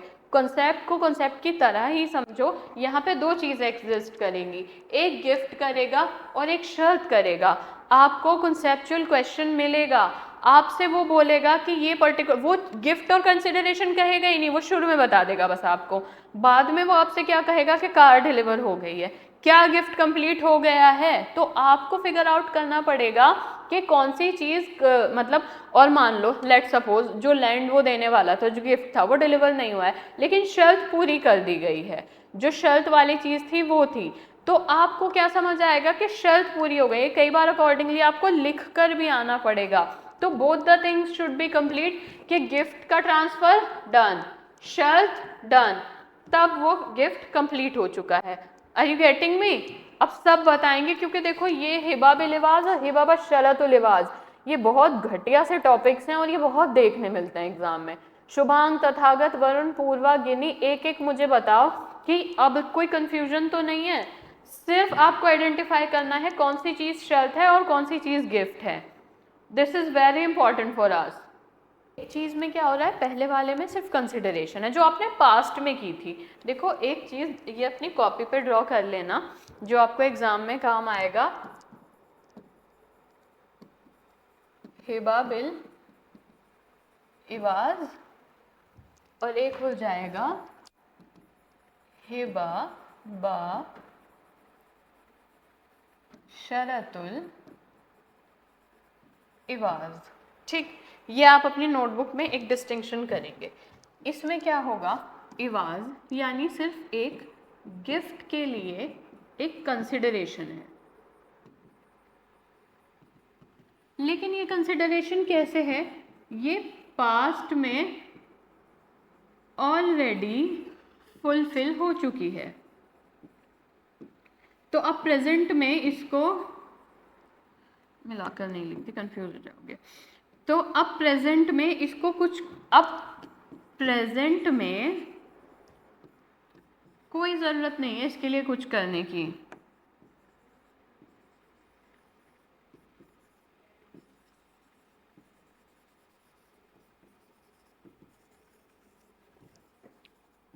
ठीक है, प्रेजेंट में इसके लिए कुछ भी करने की आपको कोई ज़रूरत नहीं है। ये पास्ट में जो कंसिडरेशन थी पास्ट में पूरी हो चुकी है। गिफ्ट कंप्लीट कराना है आपको, आप क्या करेंगे, अपने गिफ्ट का ट्रांसफ़र ऑफ पोजेशन करेंगे और आपका गिफ्ट कंप्लीट हो जाएगा बिना किसी दिक्कत के। बस अपना ट्रांसफ़र ऑफ पोजेशन करो और आपका गिफ्ट कंप्लीट। कंसिडरेशन की बात हो रही है लेकिन ये पास्ट में ऑलरेडी फुलफिल्ड हो चुकी है। ठीक है, इसमें अब कुछ करने की आपको ज़रूरत है ही नहीं। प्रेजेंट में कुछ भी करने की कोई ज़रूरत नहीं है इसके लिए। ऑलरेडी एक कंसिडरेशन थी, पास्ट में एग्जिस्ट करती थी, पास्ट में कंप्लीट हो चुकी है। आज के टाइम में अगर आपको ये गिफ्ट कंप्लीट करना है तो इसी गिफ्ट का ट्रांसफ़र ऑफ पोजेशन कर दो, बात खत्म। ये हो गया हिबा बिल इवाज। यहाँ पे क्या अलग है, यहाँ पे ये अलग है कि गिफ्ट है और उस गिफ्ट की कंसिडरेशन भी है, और कंसिडरेशन के नाम पे एक शर्त है। ठीक है, अब यहाँ पे आपको गिफ्ट को कंप्लीट करने के लिए एक नहीं दो काम करने हैं। यहाँ कंप्लीशन ऑफ गिफ्ट के लिए एक काम हो रहा था, वही काफ़ी था। यहाँ कंप्लीशन ऑफ गिफ्ट के लिए सबसे पहले तो ट्रांसफ़र करो पोजेशन को गिफ्ट का। ठीक है, ट्रांसफ़र ऑफ पोजेशन किसका करो, गिफ्ट का। कार गिफ्ट कर रहे हो, भेजो उसके घर। रिंग गिफ्ट कर रहे हो, भेजो उसके घर। यहाँ पे क्या गिफ्ट कंप्लीट हुआ, आंसर इज नॉट येट, अभी नहीं हुआ। ठीक है, यहाँ पे गिफ्ट कंप्लीट कब होगा, फिर शर्त जो है उसको फुलफिल करो, प्लस अगर कोई ट्रांसफर करने की चीज है ना, अगर ट्रांसफर नीडेड है तो उसको करो, फिर गिफ्ट कंप्लीट। ठीक है, फिर गिफ्ट कैसा, कंप्लीट। तो यहाँ पे दो काम करने हैं, पहला ये और दूसरा ये शर्त।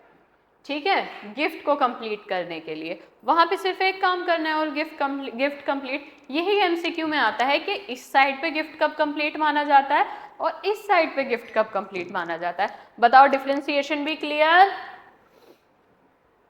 यहाँ पे गिफ्ट कंप्लीट करने के लिए आपको जस्ट इस गिफ्ट को उसके घर भेजना है, वहाँ पे उसके घर आप अपना गिफ्ट भेजो बीइंग अ डोनर, और उससे कहो कि कंडीशन फुलफिल करे, है ना। आप दोनों अपने अपने हिस्से का काम करो, तब जाके गिफ्ट कंप्लीट माना जाएगा। गिफ्ट सभी बताओ, ये कंपैरिजन क्लियर, हिबा बिल इवाज और हिबा बिल शरतुल इवाज। इम्पॉर्टेंट टॉपिक है क्योंकि थोड़ा सा टफ हो जाता है ना, इसीलिए प्री में दे देते हैं वो लोग, तो आप ध्यान रखना इसका डिस्टिंक्शन। आगे बढ़ते हैं हम। अब इन दो में आपको सिमिलैरिटी लग रही थी लेकिन मैंने आपको समझा दिया। और राइट गिनी, मैंने आपको समझा दिया है कि सिमिलर दिख तो रहा है लेकिन सिमिलर है नहीं। सदका इम्पॉर्टेंट नहीं है, एक दो बार प्री में देखा गया है कि सदका क्या होता है। सदका इज बेसिकली चैरिटेबल गिफ्ट, होता गिफ्ट ही है। सदका ऐसा होता है जो आप चैरिटी के लिए देते हो, ठीक है। सदका देना इज समथिंग कि आपने किसी नीडी पर्सन को दे दिया, किसी पुअर पर्सन को दे दिया, कुछ भी हो सकता है। सदक़े में आपको लग रहा है सामने वालों को पैसों की ज़रूरत है, तो आपने अगर उसको पैसे भी दिए ना सदक़े में, तो वो सदका भी, वो पैसे भी गिफ्ट ही माने जाते हैं ऐसे में। और उसमें अगर आपको लग रहा है सामने वाले को फूड की ज़रूरत है, कपड़ों की ज़रूरत है, किसी और चीज़ की ज़रूरत है, तो चैरिटेबल गिफ्ट मान लो इसको, तो सदका दिया जाता है। लेकिन ये इर्रिवोकेबल है। आप ऐसा नहीं कि गरीब आदमी को खाना दे के कल उसके घर वापस जाओ मुझे मेरा खाना वापस चाहिए, तो ये इर्रिवोकेबल गिफ्ट होता है। बस ये याद रखना है आपको इसके लिए। ये दिया जाता है फॉर गॉड, ऑलराइट, कि यहाँ पे अगर मेरे पास इतने पैसे हैं कि मैं किसी की हेल्प कर सकता हूँ, तो I am helping someone for the sake of God, है ना। सदक़े का कोई और पर्पस नहीं होता, कोई भी उसका पीछे का कोई कंसिडरेशन नहीं होगा, कोई शर्त नहीं होगा, कुछ भी नहीं। सदका इज जस्ट चैरिटेबल गिफ्ट, जो आपको लगता है कि मेरे पास इतना है कि मैं सामने वाले की मदद कर सकता हूँ, तो वो आप एज अ गिफ्ट उसको दे देते हो। अपने एग्जाम में बहुत देखा होगा मूशा, इट इज सो इम्पॉर्टेंट, है ना, इम्पॉर्टेंट फॉर्म ऑफ गिफ्ट। ये बहुत इम्पॉर्टेंट है, प्री मेन सब में, एलएलबी में भी आया होगा एग्जाम में, अगर याद है आपको तो। देखिए मूशा इज बेसिकली क्या है ना, मूशा का मतलब होता है an undivided share in the property, ठीक है। कोई अनडिवाइडेड शेयर है, आप और मैं एक घर में रहते हैं और हमारा दोनों का ही शेयर है इस घर में, और ये अभी तक डिवाइड नहीं हुआ है। ए और बी दोनों इस घर में रह रहे हैं, लेकिन अभी हम लोगों ने इसका डिवीजन नहीं किया है, ठीक। आप भी रह रहे हैं, मैं भी रह रही हूँ, फिर गिफ्ट क्या, इसमें गिफ्ट का सवाल क्यों आता है, आगे पढ़ते हैं। जो अनडिवाइडेड पार्ट है, अब कल मेरे दिमाग में उठने लगे अगर कि जिस प्रॉपर्टी में मैं रहती हूँ अभी तक डिवाइडेड शेयर तो है नहीं, कोई ऐसी बात नहीं है कि आपका इतना है मेरा इतना है, तो अब अगर मैं इस प्रॉपर्टी पे रहती हूँ और कल उठ के मैं कहने लगूँ कि मैं अपना शेयर किसी को गिफ्ट कर रही हूँ, भाई शेयर इज अनडिवाइडेड, कैसे पता लगेगा कि मेरा कौन सा हिस्सा गिफ्ट हो गया है और आपका कौन सा हिस्सा था जो बचा है, जो अभी तक गिफ्ट नहीं हुआ है, तो कन्फ्यूजन होगी ना। देखिए अगर मानो कि आप और मैं एक घर में रहते हैं और वो घर अभी अनडिवाइडेड शेयर है, आपका भी शेयर है उसमें, मेरा भी शेयर है, बट स्टिल स्पेसिफाइड नहीं है कि आपका शेयर कितना है और मेरा शेयर कितना है, तो वहाँ पे क्या होगा ना कि कल अगर मैं उठकर ये बोलने लगूंगी कि मुझे अपना शेयर गिफ्ट करना है किसी को, तो वो बहुत ज़्यादा कन्फ्यूजन क्रिएट करेगा, बहुत ज़्यादा परेशानी क्रिएट करेगा आपके लिए भी और मेरे लिए भी। मैं और आप तो एक घर में रहते थे ना, तब तो वो चीज़ रीजनेबल थी, समझ आ रही थी। अब अगर मैं अपना थर्ड पर्सन को शेयर दे दूंगी तो हम कैसे मैनेज करेंगे इस चीज़ को। अब देखते हैं क्या है। जो गिफ्ट है ना वो डिविजिबल पार्ट का होता है किसी आइटम में। कभी वैलिड कब होगा, जब स्पेसिफिक पार्ट पता हो कि फिजिकली सेपरेट हो सकता हो डोनर की ओनरशिप से।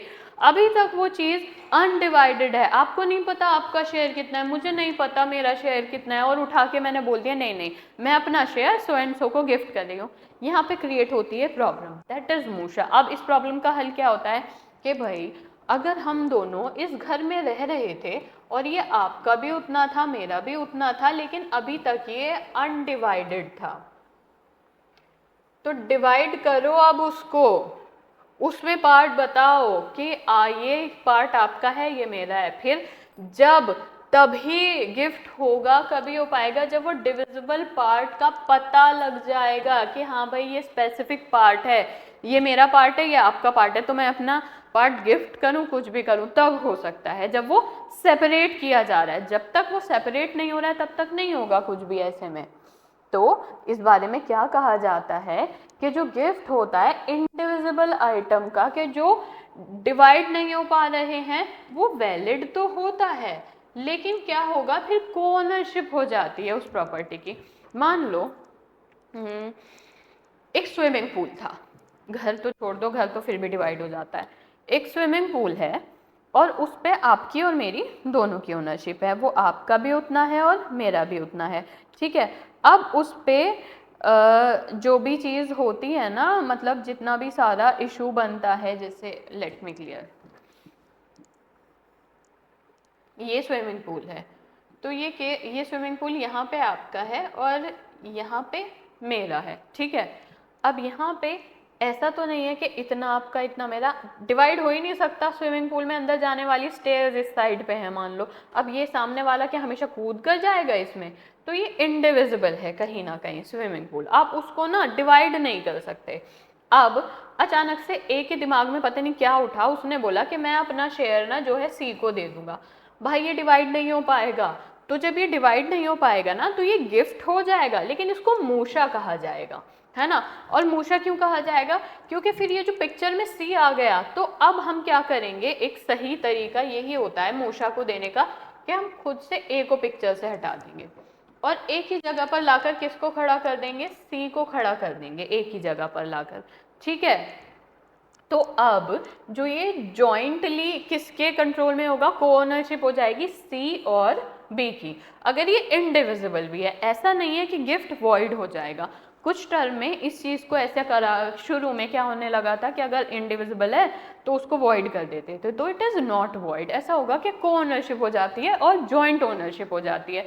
देखो अगर डिवाइड हो सकता है तो डिवाइड करके दे दो, अगर मैंने अपना शेयर अभी तक डिवीजन हुई नहीं थी उस घर में, प्रॉपर्टी के टुकड़े नहीं हुए थे, और टुकड़े कई बार हो सकता है मान लो नहीं हो सकते, वो छोटा सा घर है, अगर आप आधा आधा पार्ट लोगे तो सीढ़ियाँ और वॉशरूम आपके पास चला जाएगा और मेन गेट मेरे पास आ जाएगा। क्या घर में एंटर करना बिना मेन गेट के पॉसिबल है, the answer is no, divide नहीं हो पा रहा है। और क्या बिना सीढ़ी के छत पे जाना उड़कर पॉसिबल है, the answer is no, divide नहीं हो सकता वो। तो वहां पे जैसे आप मेरे साथ उसको शेयर कर रहे थे, तो मैंने जिसको गिफ्ट किया है उसके साथ भी वो जॉइंट ओनरशिप हो जाती है, को शेयरर हो जाते हैं वो, ठीक। ये ही मतलब होता है मूशा का। पहले बताओ बेसिक सा मतलब मूशा का क्लियर हुआ, फिर आगे बढ़ते हैं। तो अब इसमें आगे थोड़ा इसी की लैंग्वेज में पढ़ लेते हैं, क्योंकि जनरली हमने टर्म क्लियर कर लिए। तो क्या कह रहा है ये, moreover if one of the several owner, यानी एक प्रॉपर्टी के एक से ज़्यादा ओनर हैं और वो उस पर्टिकुलर प्रॉपर्टी को गिफ्ट करना चाहते हैं अपने खुद के शेयर का। अब मैं आप सबका शेयर तो गिफ्ट नहीं कर सकती ना किसी को, मैं अपना ही शेयर करूंगी गिफ्ट, ठीक है। तो अब मान लीजिए कि किसी प्रॉपर्टी पे आप लोग और मैं, हम सब जॉइंट ओनर्स हैं, और मैं चाहती हूँ अपना शेयर किसी को गिफ्ट कर देना। तो मैं क्या करूँगी, वहाँ पे कन्फ्यूजन से बचने के लिए क्या करूँगी कि भाई देखो जो मेरा पार्ट है ना, जो भी मेरा बनता था इसमें, मेरा वाला पार्ट कर दो गिफ्ट, और आपको अपना पूरा राइट है, आप अपना नहीं दोगे। अगर मैं यहाँ पे मान लो गिफ्ट नहीं करती, मैं ही स्टैंड करती रहती, तो आप मुझे भी तो मेरा हिस्सा देते हैं ना, मैं तो एक लीगल ओनर हूँ। तो जो मेरा हिस्सा है वो अब सी को दे दो, क्योंकि मैं चाहती हूँ कि मैं इसी को गिफ्ट कर दूँ, तो बात खत्म हो जाती है। इसीलिए गिफ्ट वॉइड नहीं होता, इसी को मूशा कहते हैं, ठीक है। यहाँ तक क्लियर है हम लोग। In other words, there could be a real difficulty to delivering the possession of a gift of joint property that is made by donor without partition of the gift share, है ना। अब कई बार ऐसे होता है कि ये कॉन्सेप्ट मूशा क्यों आया पिक्चर में, देखो कई बार ऐसा देखा गया ना कि जैसे मैंने वो घर बताया कि जिसका मेन गेट है, अगर मैं उस घर को डिवाइड करने पे आऊँगी ना तो वो हो नहीं पाएगा ढंग से, समझिए यहाँ पे। जैसे ये घर है, अब ये इतना छोटा सा घर है जी, हाँ जी, शेयर की रिप्लेसमेंट हो जाती है। जैसे ये मेन गेट है यहाँ पे, है ना, यहाँ से घर में अंदर आते हैं और इस जगह पे स्टेयर्स हैं और यहाँ पे एक बाथरूम है और मान लीजिए कि किचन है यहाँ पे, किचन है यहाँ पे। अब ये घर ए का और बी का है, अब वो दोनों क्या थे, जॉइंट ओनर्स थे। कैसे घर के जॉइंट ओनर थे, जो अभी तक डिवाइड नहीं हुआ था।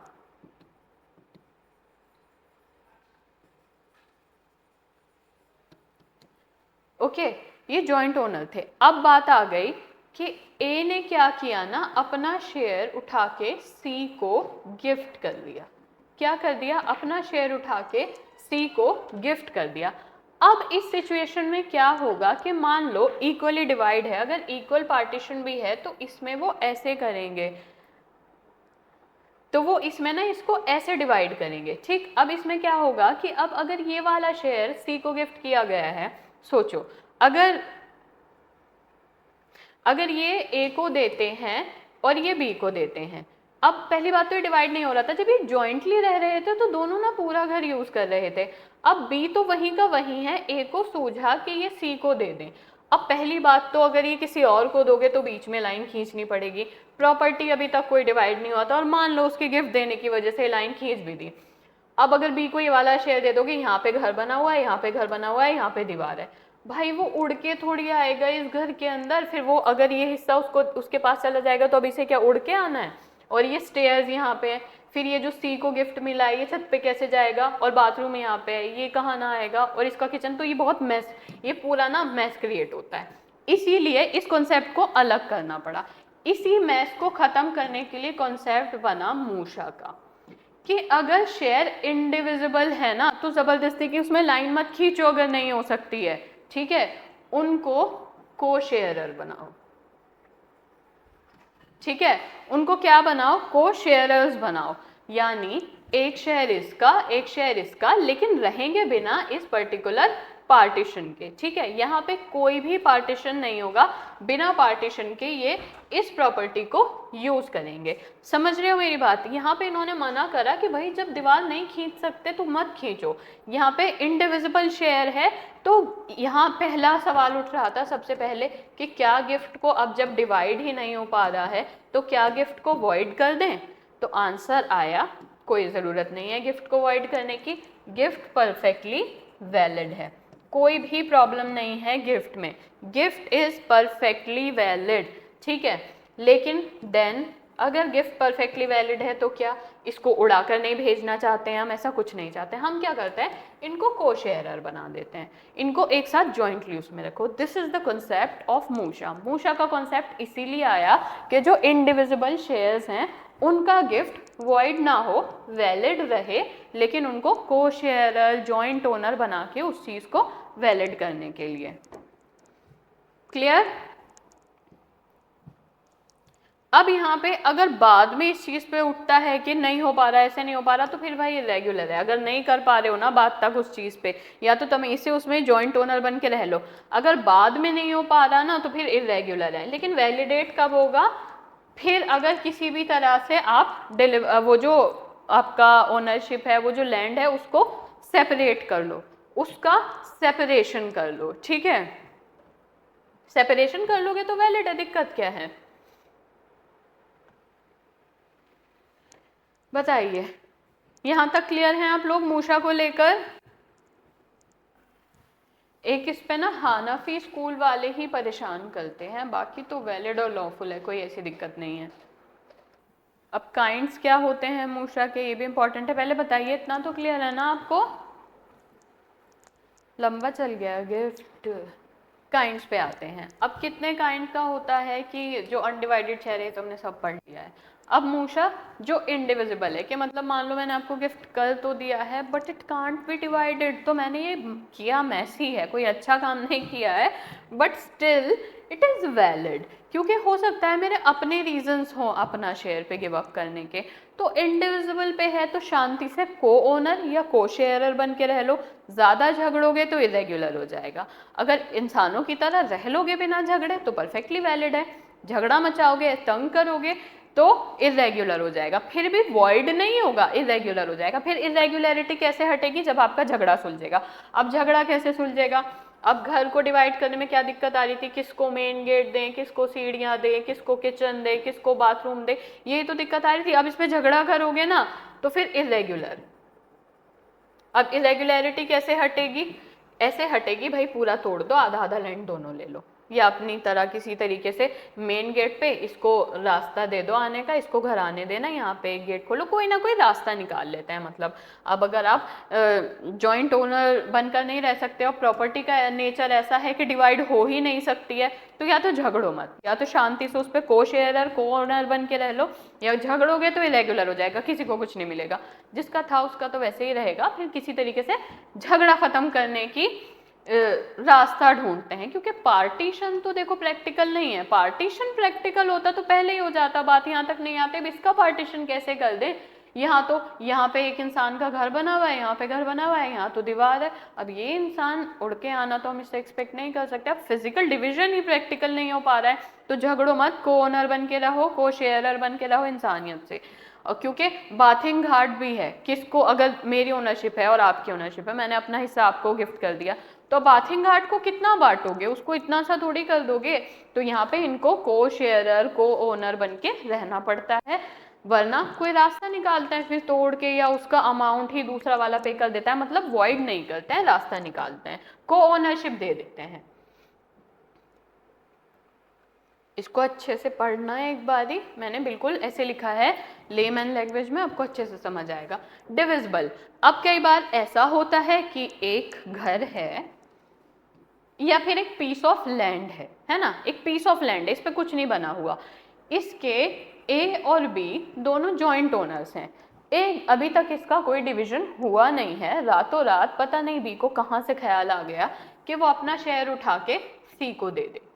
अब उसने ऐसा किया कि बाय वे ऑफ गिफ्ट अपना शेयर सी को दे दिया, तो भाई it is a piece of land, it is divisible पर से, हो जाएगा डिवाइड, बीच में 2 लाइन खींचो, ये ए का और अभी ये सी का, तो ये तो डिविजिबल हो जाएगा। इट इज ऑल्सो मूशा। जो जॉइंट ओनर वाली प्रॉपर्टी होती है ना, उसमें एक बंदा अपना शेयर अगर गिफ्ट करता है जो अभी तक जिसका डिविजन नहीं हुआ है, तो वहां पे वो चीज मूशा कहलाती है। तो अगर पहले डिवीजन नहीं हुआ था लेकिन डिविजिबल है, पहले आपने और मैंने अपना अपना हिस्सा नहीं बांटा था, लेकिन जब मैं अपना हिस्सा किसी को गिफ्ट करूंगी तो अब हम इस स्टेज पे पहुंच चुके हैं कि हमें अलग अलग कर लेना चाहिए अपना हिस्सा। तो ए अपना हिस्सा अलग कर लेगा, सी अपना हिस्सा अलग कर लेगा, सी को सिर्फ उतना हिस्सा मिलेगा जितना बी का था लॉफुली, ठीक है, तो सी का वो सब कुछ हो जाएगा। वो पीस ऑफ लैंड, गार्डन जो भी है अब डिविजिबल है, उसको डिवाइड करो, अपने अपने हिस्से पे रहो। जो स्पेसिफिक शेयर था बी का, क्योंकि बी को आफत आई है गिफ्ट करने की, तो जो बी का शेयर था वो सी को दे दो, ए का शेयर अनटच जो उसका बचता है उसको ईमानदारी से उसका शेयर दे दो। तो ये मार्क ऑफ आइडेंटिफिकेशन लगा दो, पीस ऑफ लैंड था ना, खींच दो लाइन, दीवार खड़ी कर दो बीच में, ईंट की एक रॉ लगा दो बीच में, हो गया डिवीजन।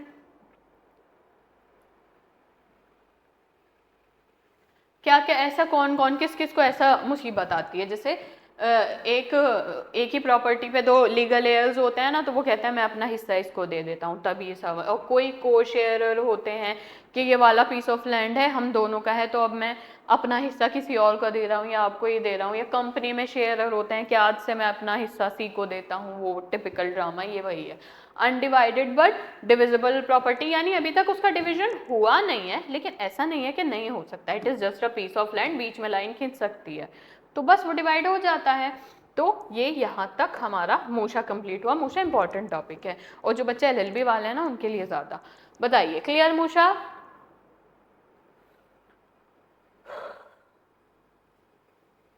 मुझे लग रहा था आज ना गिफ्ट और विल दोनों हो जाएगा, या प्रीएम्पशन तो होगा, पर गिफ्ट अपने आप में इतना लंबा टॉपिक था, बहुत खींच गया। देखो कुछ गिफ्ट्स ना, अब यहाँ तक मूशा वूशा सब भूल जाओ।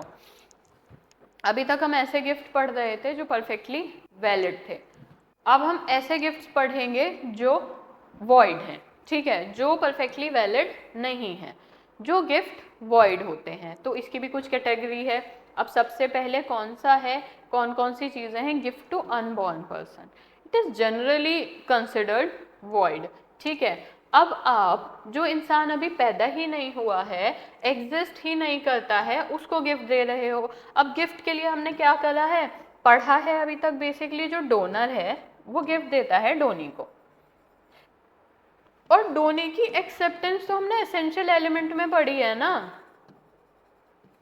डोनी की जो एक्सेप्टेंस है वो हमने एसेंशियल एलिमेंट्स में पढ़ी है, एसेंशियल एलिमेंट है डोनी की एक्सेप्टेंस। अब ये डोनी जो एग्जिस्ट ही नहीं करता, ये कौन सी एक्सेप्टेंस देगा? यानी एसेंशियल एलिमेंट फुलफिल नहीं हुआ, और एसेंशियल एलिमेंट फुलफिल नहीं हुआ तो योर गिफ्ट इज वॉइड।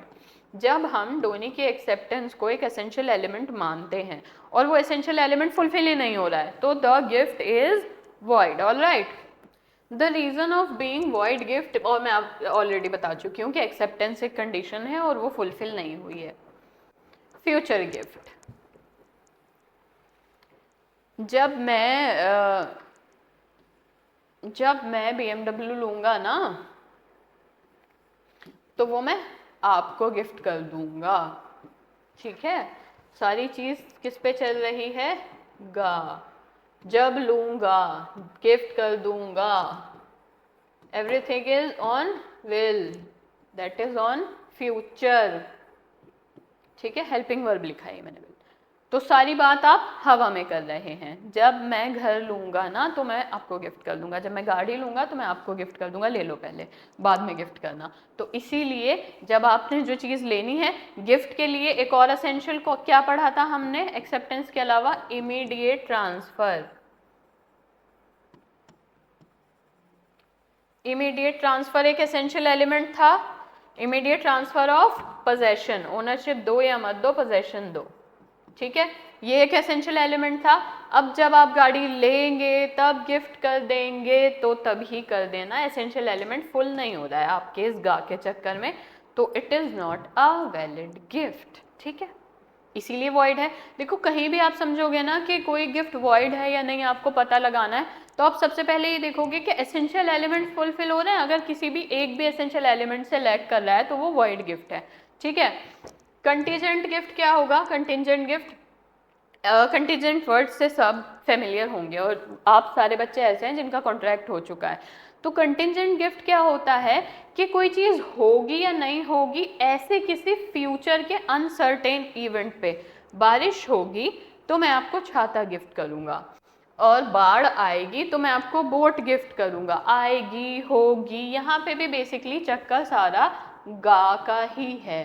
होगा, आएगा, मिलेगा तो आपको गिफ्ट करूँगा, तो इसीलिए ये भी लैग कर रहा है, ये भी सारी बात फ्यूचर में कर रहा है। ऐसा होगा और नहीं हुआ तो फिर आप में एक सर्टेनिटी नहीं है ना। गिफ्ट इमीडिएट ट्रांसफर मांगता है, जो होगा तब करोगे, नहीं होगा आपको अभी करना है, gift me that particular thing, क्योंकि आपका गिफ्ट करना, आपकी एक विल दिखाना और मेरा उसको एक्सेप्ट करना, दोनों एसेंशियल एलिमेंट्स हैं। आप मेरा एक्सेप्ट करना भी उतना ज़रूरी है जितना आपका देने की इच्छा रखना ज़रूरी है, ठीक है।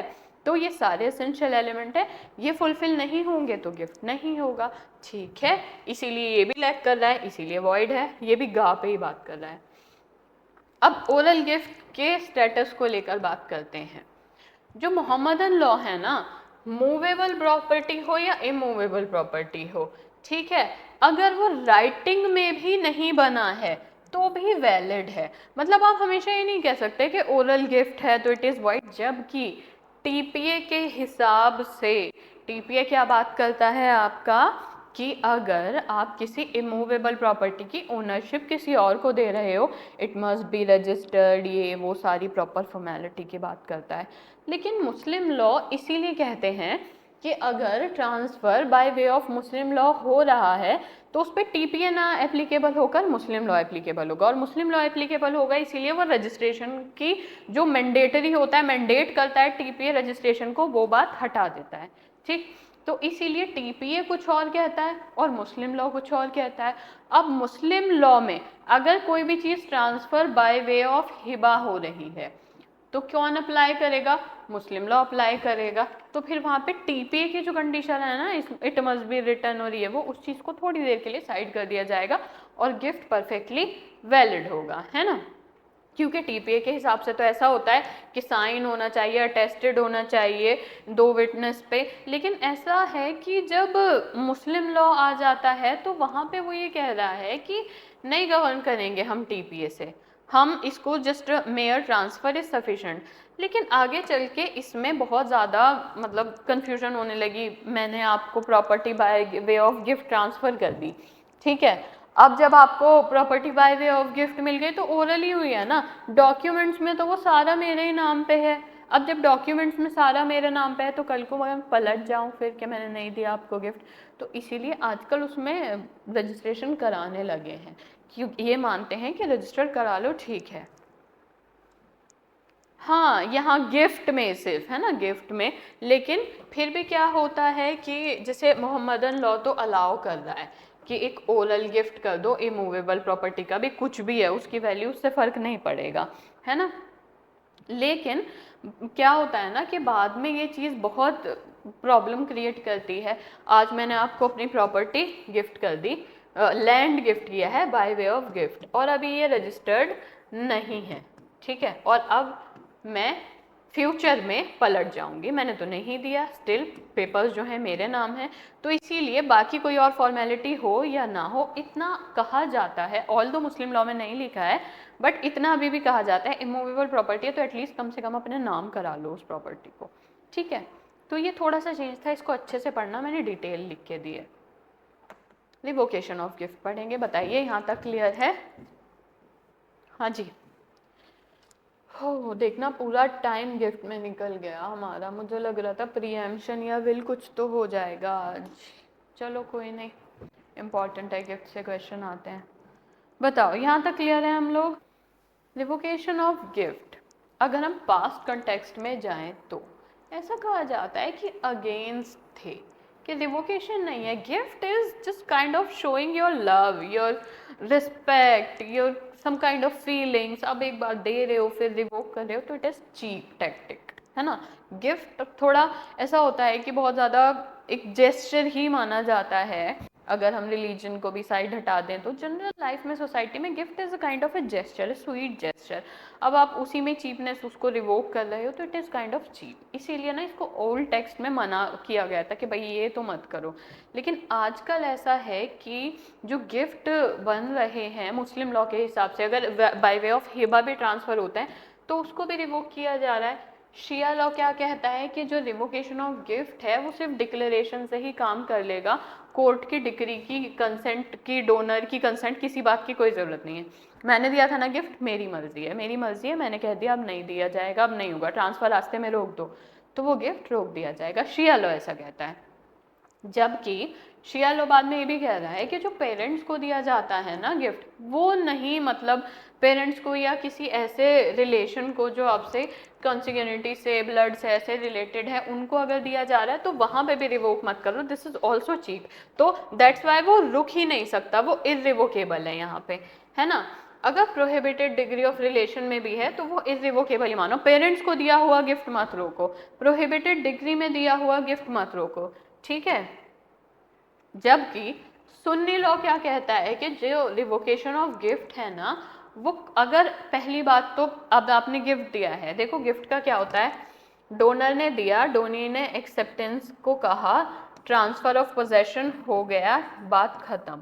अब उसके बाद आप उसको रिवोक कर रहे हो तो सुन्नी लॉ के हिसाब से कोर्ट का इंटरवेंशन ज़रूरी है, या फिर डोनी की कंसेंट। इस बंदे ने जिसने एक्सेप्टेंस की कंसेंट दी थी ना, इससे कहो मैं नहीं देना चाहता तुमको गिफ्ट, अगर ये कहेगा हाँ ले लो अपना गिफ्ट वापस, तो आ गई इसकी कंसेंट, फिर कोई और वो नहीं है। या फिर अगर इससे बात नहीं करना चाहते तो कोर्ट का इंटरवेंशन करो। ऐसा नहीं है कि, चलिए हम यहाँ थे ना कि जो सुन्नी लॉ में जो रिवोकेशन, माइक ऑन कर लिया ना मैंने, रिवोकेशन होगा तो डोनर यहाँ पे रोक देगा। यहाँ पे एक चीज़ कही गई है कि ये सफिशेंट नहीं है कि जो डोनर है वो ये डिक्लेयर कर दे कि गिफ्ट रिवोक्ड है, खुद से आप दे रहे थे और खुद से आप कह दो कि हाँ भाई अब मैं नहीं दे रहा, तो ये नहीं कर सकते आप। या तो जिसको दे रहे थे उसकी कंसेंट लो या फिर कोर्ट की कंसेंट लो। आप खुद से देने का फैसला करोगे, खुद से रोक देने का फैसला करोगे तो ऐसे नहीं होता है, ठीक है। तो अगर हम रिवोकेशन ऑफ गिफ्ट को क्लासिफाई करें दो चीज़ों में, तो रिवोकेशन ऑफ गिफ्ट प्रायर सबसे पहले डिलीवरी ऑफ पोजेशन पे, यानी अभी तक आपका डिलीवरी ऑफ पोजेशन हुआ नहीं है, अभी तक तो इनकम्प्लीट है गिफ्ट जब तक डिलीवरी नहीं मिली है सामने वाले को, तो जो सब्जेक्ट मैटर ऑफ गिफ्ट है वो अभी आपके पास है ना। तो डोनर के पास फिर भी मानते हैं कि भेजो ही मत, है ना, रख लो उस गिफ्ट को अपने पास, अभी अगर नहीं हुआ है ट्रांसफ़र तो रख लो उसको, ठीक, सोगा से मैच कर रहा है ये। लेकिन अब तो आपने डिलीवर कर दिया है, डोनर को, डोनी को पोजेशन मिल गया है, अब यहाँ पे आप इस इंसान की कंसेंट लो जिसे पोजेशन मिला है, जिसको आपने गिफ्ट दिया है, पूछो इससे मेरा गिफ्ट वापस करेगा या नहीं। अगर कर देगा तो बहुत अच्छी बात है, अगर ये नहीं कर रहा है या आपको इससे बात ही नहीं कर दी तो आप कोर्ट की डिक्री ले लो कि भाई मैंने ये सो एंड सो चीज़ इस पर्सन को गिफ्ट की थी, अब मैं अपनी चीज़ वापस चाहता हूँ और मैं इससे बात नहीं करना चाहता, इसकी कंसेंट नहीं चाहता मैं गिफ्ट की वापसी के लिए, तो now that is something else. तो इस दो तरीके से आप गिफ्ट को रुकवा सकते हो, लेकिन कब नहीं, कब नहीं? Court can issue a decree to revoke a gift except in following circumstances. किस किस सर्कमस्टांस में आपका गिफ्ट रिवोक नहीं होगा? जो डोनर था उनकी डेथ हो गई, तो अब ऐसे में उनकी फैमिली नहीं कहेगी कि अच्छा उसको जो गिफ्ट दे रहे थे वापस लेकर आओ, ऐसा नहीं होता। अब जो दे रहे थे उनकी डेथ हो चुकी है तो अब दिया रहने दो। अब या फिर डोनी की डेथ हो गई तो आप सोचो नहीं नहीं उनकी तो डेथ हो गई अब हम उन्हें नहीं देते, नहीं ऐसा नहीं कर सकते आप। अब जो आपने गिफ्ट दिया था अब जाने दो, वहाँ पे उनके लीगल एयर्स लेंगे या कोई भी लेंगे, अब आपका उससे मतलब नहीं है। या फिर आप प्रोहिबिटेड डिग्री में दे रहे थे गिफ्ट, मदर फादर या फिर ब्रदर सिस्टर किसी ऐसे को दे रहे थे, तो अब वहाँ पे तो बहुत ही चीप हो जाएगा गिफ्ट रिवोक करना, वहाँ नहीं रिवोक करेंगे आप। या फिर मैरिटल रिलेशनशिप में कर रहे थे, आप अपनी वाइफ को दे रहे थे या वाइफ हस्बैंड को दे रही थी, तो इट इज़ ऑल्सो चीप कि आप उसको रिवोक करोगे, वो गिफ्ट भी रिवोक नहीं होते। यहाँ पे और कौन सा नहीं होता? जो सब्जेक्ट मैटर ऑफ गिफ्ट होती है वो सेल, मतलब पहले तो वो गिफ्ट थी लेकिन वो दोबारा कुछ ऐसा हुआ कि सामने वाले ने उसके लिए आपको पे कर दिया, बाय वे ऑफ सेल हो गई वो, तो वहाँ पे नहीं। और सबसे इम्पॉर्टेंटली जो आपके एग्जाम में पूछा जाता है सदका, मैंने ये जब सदका पढ़ाया था तभी बताया था, सदका नहीं रिवोक होता है भाई। सदका अगर एक बार दे दिया है तो it is final now, you can't revoke that particular thing. अब यहाँ पे अगर कोई चीज़ आपने एक्सचेंज में ली है तो भी रिवोक नहीं हो सकती। उसने आपको कुछ दिया, आपने उसको कुछ दिया, आप उसकी चीज़ तो रख लिया आपने और अपनी आप रिवोक कर रहे हो, तो ऐसा नहीं होता। एक्सचेंज के केस में भी आप रिवोक नहीं कर सकते। आपका गिफ्ट हो चुका है ख़त्म। अब मुझे बताइए यहाँ तक क्लियर है? हम आगे बढ़ें? चलिए आगे बढ़ें, थोड़ा सा पढ़ लेते हैं इसके बारे में, प्रीएम्पशन के बारे में। प्रीएम्पशन इज बेसिकली शुफा। हो गया ना आप लोग रिलैक्स? आगे शुरू करूं? छोटा सा टॉपिक है, अच्छा टॉपिक है, आपको मतलब ज़्यादा परेशान नहीं होना पड़ेगा इसके पीछे।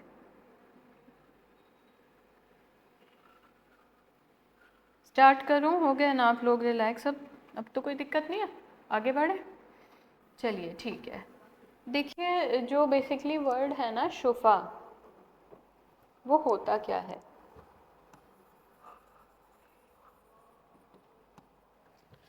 आपका घर है, और आपके पड़ोसी हैं।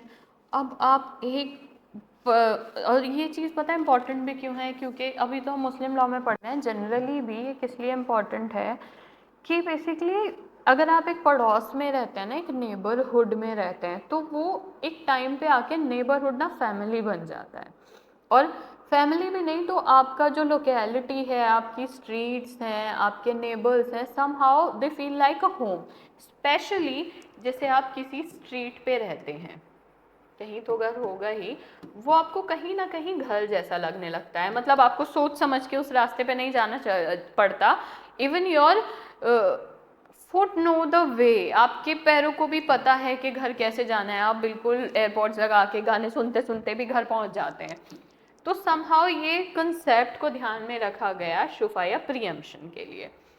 अब जब आप ऐसे नेबरहुड में रहते हैं और आपको इतना टाइम हो गया है और आप वहाँ पे इतना कंफर्टेबल हैं, ठीक है, तो ऐसे केस में बताएं क्या होता है कि आपके पड़ोसी में, आपका पड़ोसी बन के आकर कौन रहेगा, कौन आपके बराबर वाला लैंड खरीदेगा, वो एक थोड़ा सीरियस टॉपिक माना जाता है। जैसे मान लो कि ये एक स्ट्रीट है,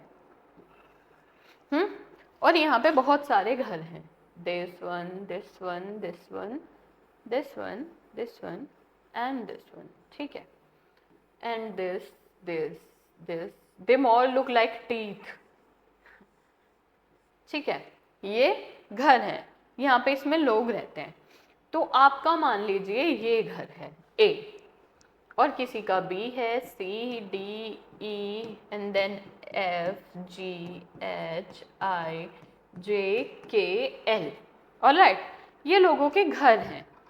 अब जो ए पर्सन है वो चाहता है अपना घर बेचना, वो अब यहाँ नहीं रहना चाहता, किसी भी रीज़न की वजह से, किसी भी कारण की वजह से वो अब यहाँ नहीं रहना चाहता। तो यहाँ पे कौन कौन रह रहा है? A B C D E F G H I J K L, ये लोग रह रहे हैं यहाँ पे। लेकिन ए ने उठा के अपना घर वाई और जेड को ऑफर कर दिया बेचने के लिए। सो दिस इज अगेंस्ट शुफा या this is against preemption. How? अगर मैं अपने नेबरहुड में रहती हूँ ना, तो यहाँ अगर ए घर बेचेगा तो उसका ऑफर सबसे पहले फर्स्ट, जैसे अब प्रीएम्पशन है ना, तो इसको अगर एक वर्ड लें तो क्या है? फर्स्ट अपॉर्चुनिटी टू बाय, पहली अपॉर्चुनिटी खरीदने की उसको, ये राइट है। किस किस का राइट है ये? बी का, सी का, कि अगर ए घर बेचेगा ना तो सबसे पहला राइट ए का घर खरीदने का B C D E F G H I J K L इन लोगों का है। ये बिल्कुल बराबर में रहते हैं, इनका राइट पहले है। तो अगर आप घर बेचना चाहते हैं तो मेक अ डिमांड। सबसे पहले किससे? बी से पूछो, सी से एक जनरल कॉमन नोटिस लगा दो कि भाई मैं अपना घर बेचना चाहता हूँ, अगर आप लोग इंटरेस्टेड हैं तो यू कैन आस्क मी। ठीक, हाँ, मिसयूज नहीं करोगे आप ऐसा नहीं कहोगे नहीं नहीं मैं तो आपका पड़ोसी हूँ, आप अगर घर 1 करोड़ में बेच रहे हो तो नहीं, मैं प्रीएम्पशन का फायदा उठाऊंगा, मुझे तो सिर्फ 50 लाख में दो। नहीं, ऐसा नहीं करोगे। बारगेनिंग का राइट नहीं है, फर्स्ट अपॉर्चुनिटी टू बाय का राइट है। जिस रेट में वो वाई और जेड को बेच रहे हैं ना, उसी सेम रेट में आप लोगों को भी राइट है। जेड और वाई और जेड से पहला हक आपका है घर खरीदने का। Getting my point? A B C D F G H ये जो एक पड़ोसी हैं एक दूसरे के, नियर बाय घर है, तो इनको फर्स्ट अपॉर्चुनिटी टू बाय देनी पड़ेगी। ठीक है, यहाँ पे वाई जेड की बात तब आएगी जैसे आपने बोला मैं ये 1 करोड़ में बेच रहा हूँ और वाई जेड लेने के लिए 1 करोड़ में तैयार है। इस अमाउंट में अगर इनमें से कोई भी ये घर खरीदना चाहता है तो इनका राइट पहले है, ना कि उनका। और अगर आपने नहीं मानी बात, आपने इन लोगों को ऑफर ही नहीं किया कि आप मेरा घर खरीद लीजिए, ठीक है, आपने बोला ही नहीं कि मतलब इनमें से किसी को यू डिडंट आस्क के मतलब मेरा घर ले लो या कुछ भी कर लो, तो ऐसे में क्या होगा? और आपने जाके वाई और जेड को भेज दिया। अब बी चला गया कोर्ट। बी कहाँ गया? बी गया कोर्ट। कोर्ट में जाकर उसने कहा कि ए ने अपना घर सेल किया बट मेरा पहला राइट था,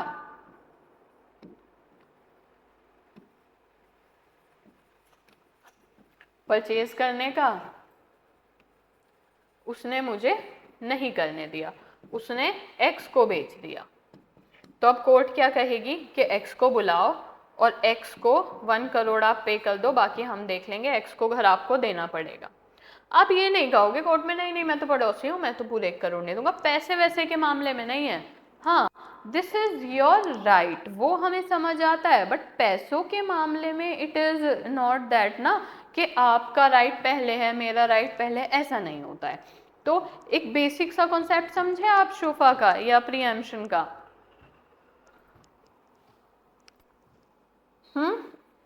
थोड़ा बेसिक बेसिक समझ आया कि शुफा होता क्या है? Please just let me know, समझ आया?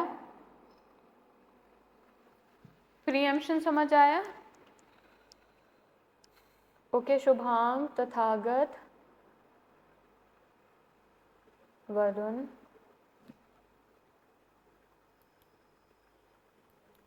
चलिए पूर्वा आपको भी क्लियर है ना, कोई प्रॉब्लम तो नहीं हो रही? अब एक बात बताओ, कौन कौन पार्टी हैं? अब हम तब की बात कर रहे हैं जब बी चला गया कोर्ट में। तो हमारा केस क्या था कि ए था, ए का पड़ोसी बी था, है ना, और एक बंदा एक्स है। तो ए ने बी को घर ना बेच के जाके सीधा सीधा एक्स को सेल कर दिया। 3 पार्टी हैं यहाँ पे, एक पर्सन जो कि अपना घर बेच रहा है ना, और एक थर्ड पर्सन है जिसको बेचा जा रहा है, ठीक है, और एक आपका नेबर है जिसको बेचा जाना चाहिए था। 3 पार्टी एग्जिस्ट कर रही हैं, तो तीनों पार्टी के नाम हैं इसमें। सबसे पहले जो ओनर है उस इमूवेबल प्रॉपर्टी का वो है वेंडर, है ना। जो उस इमूवेबल प्रॉपर्टी का ओनर है, जो वो बेच रहा है, वो वेंडर है, लेकिन उसको जिसने बेच दिया वो वेंडी है। ये जो थर्ड पर्सन है ना, ये वेंडी है, ठीक। ये थर्ड पर्सन क्या है, वेंडी है। और जिसको बेचा जाना चाहिए था ये बेचारा नेबर, ये है प्री एम्प्टर, जिसको घर बेचा जाना चाहिए था। ये तीन पार्टी होती हैं। सबसे पहला सेलर, जो कि वेंडर है, जो इसका घर है, जो बेच रहा है। बी नेबर है, जो कि प्रीएम्प्टर है, जिसका राइट था घर खरीदने का। और फिर है आपका एक्स, जो कि थर्ड पर्सन है, जो कि बेच रहा है प्रॉपर्टी, जिसको बेची गई है प्रॉपर्टी, वो है वेंडी। तीनों पार्टी हैं ये। पार्टीज का कई बार ही पूछ लेता है। अब एक क्वेश्चन है, ऑब्जेक्टिव क्या है, क्यों प्रीएम्प्शन, क्यों, वाई प्रीएम्प्शन, है ना। What is the objective of preemption?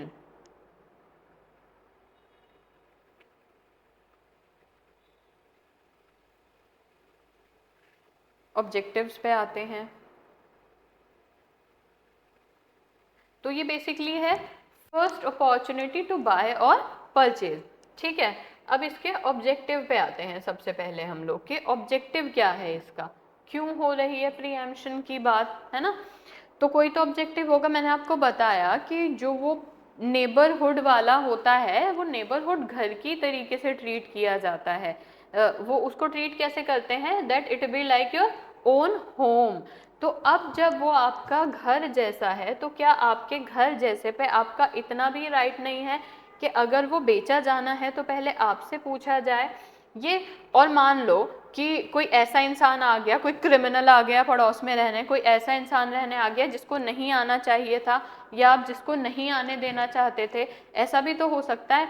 तो सबसे पहले इसका जो ऑब्जेक्टिव होता है कि जो अनॉयनेस है, जो गलत लोग आ जाते हैं, उनको आने से रोकना इसका मेन ऑब्जेक्टिव होता है, ठीक है। जैसे अगर हम इसको पार्ट्स में डिवाइड करें,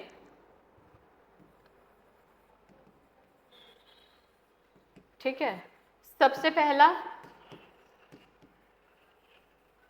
टू प्रिवेंट रॉन्ग और बैड नेबरहुड,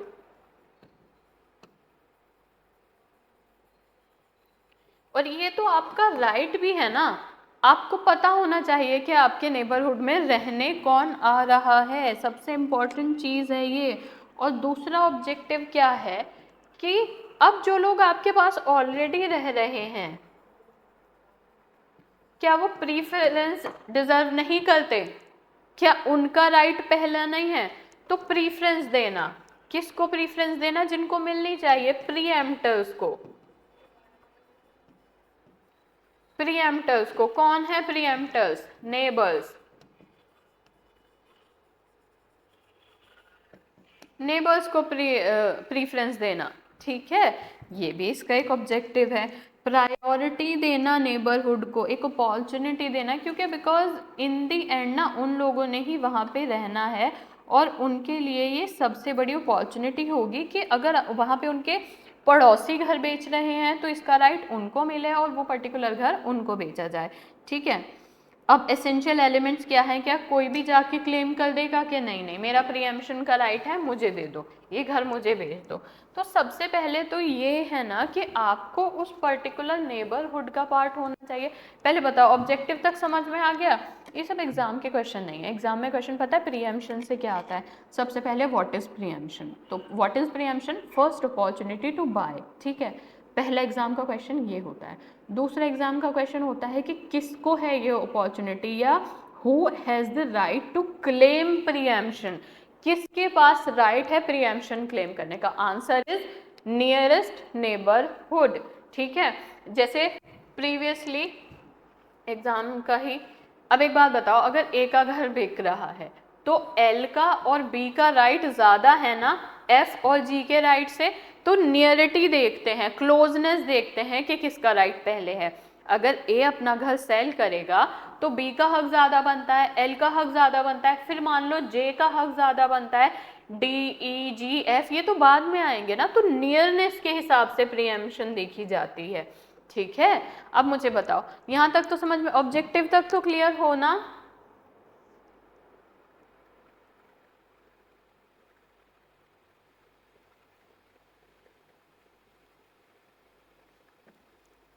चलिए ठीक है, वरुण, तथागत, शुभांग, गुड। अब क्या है कि जो एसेंशियल एलिमेंट्स होंगे, एसेंशियल एलिमेंट्स, आप एक बात बताओ कि अगर ए को राइट मिल रहा है तो इमूवेबल प्रॉपर्टी में नियरनेस से डिसाइड होंगे ना। अगर ए को राइट मिल रहा है तो उसके ए का राइट मिल रहा है बी को, उसके इधर वाले को तो नियरनेस के हिसाब से मिल रहा है। और दूसरा ऐसा ही नहीं है कि ये बेचारा, ये जो ए है ये अपना घर बेचना भी नहीं चाहता, लेकिन बी और सी चले गए कोर्ट में अपना प्रीएम्पशन का राइट क्लेम करने के। नहीं नहीं, ए से कहो अपना घर मुझे बेचे, मेरा तो राइट है प्रीएम्पशन का। नहीं भाई, अगर पहला एसेंशियल एलिमेंट नेबरहुड है तो दूसरा एसेंशियल एलिमेंट ये भी है कि सेल हो तो रही हो, ये बेच तो रहा हो। जबरदस्ती जाके नहीं क्लेम करोगे नहीं मेरा प्रीएम्पशन का राइट है मुझे बेचो घर, मुझे तो लेना है, ऐसे नहीं कर सकते आप, गलत बात है। ठीक है, और तीसरा ये है कि सर्टेन रिलेशनशिप होना चाहिए। रिलेशनशिप, कैसा रिलेशनशिप होना चाहिए? नेबर, नियरनेस, ठीक है, नेबरहुड, ये एक एसेंशियल एलिमेंट है। अब दूसरी चीज क्या हो सकती है, और जो मतलब आप ऐसा तब जाके प्रीएम्पशन कर सकते हो कि मान लो ये ए बेच भी रहा है और ये जेड को बेच रहा है, और ये जेड को 1 करोड़ में बेच रहा है, तो आपका प्रीएम्पशन का राइट जब बनता है कि जब आप इस सेम प्रॉपर्टी को 1 करोड़ में ही खरीद रहे हो। प्रीएम्पशन का मतलब ये है कि फर्स्ट अपॉर्चुनिटी तो मिलेगी आपको, लेकिन प्राइस को लेकर आपका कोई राइट नहीं है। हाँ, फर्स्ट अपॉर्चुनिटी को है। आप ये नहीं कह सकते कि मैं प्रीएम्प्टर हूँ, मैं तो 1 करोड़ में नहीं खरीदूंगा। आप 1 करोड़ में ही खरीदेंगे, आपको 1 करोड़ में ही खरीदना पड़ेगा, दिस इज योर ड्यूटी। ठीक है, तो ये एसेंशियल एलिमेंट्स हैं प्रीएम्पशन के।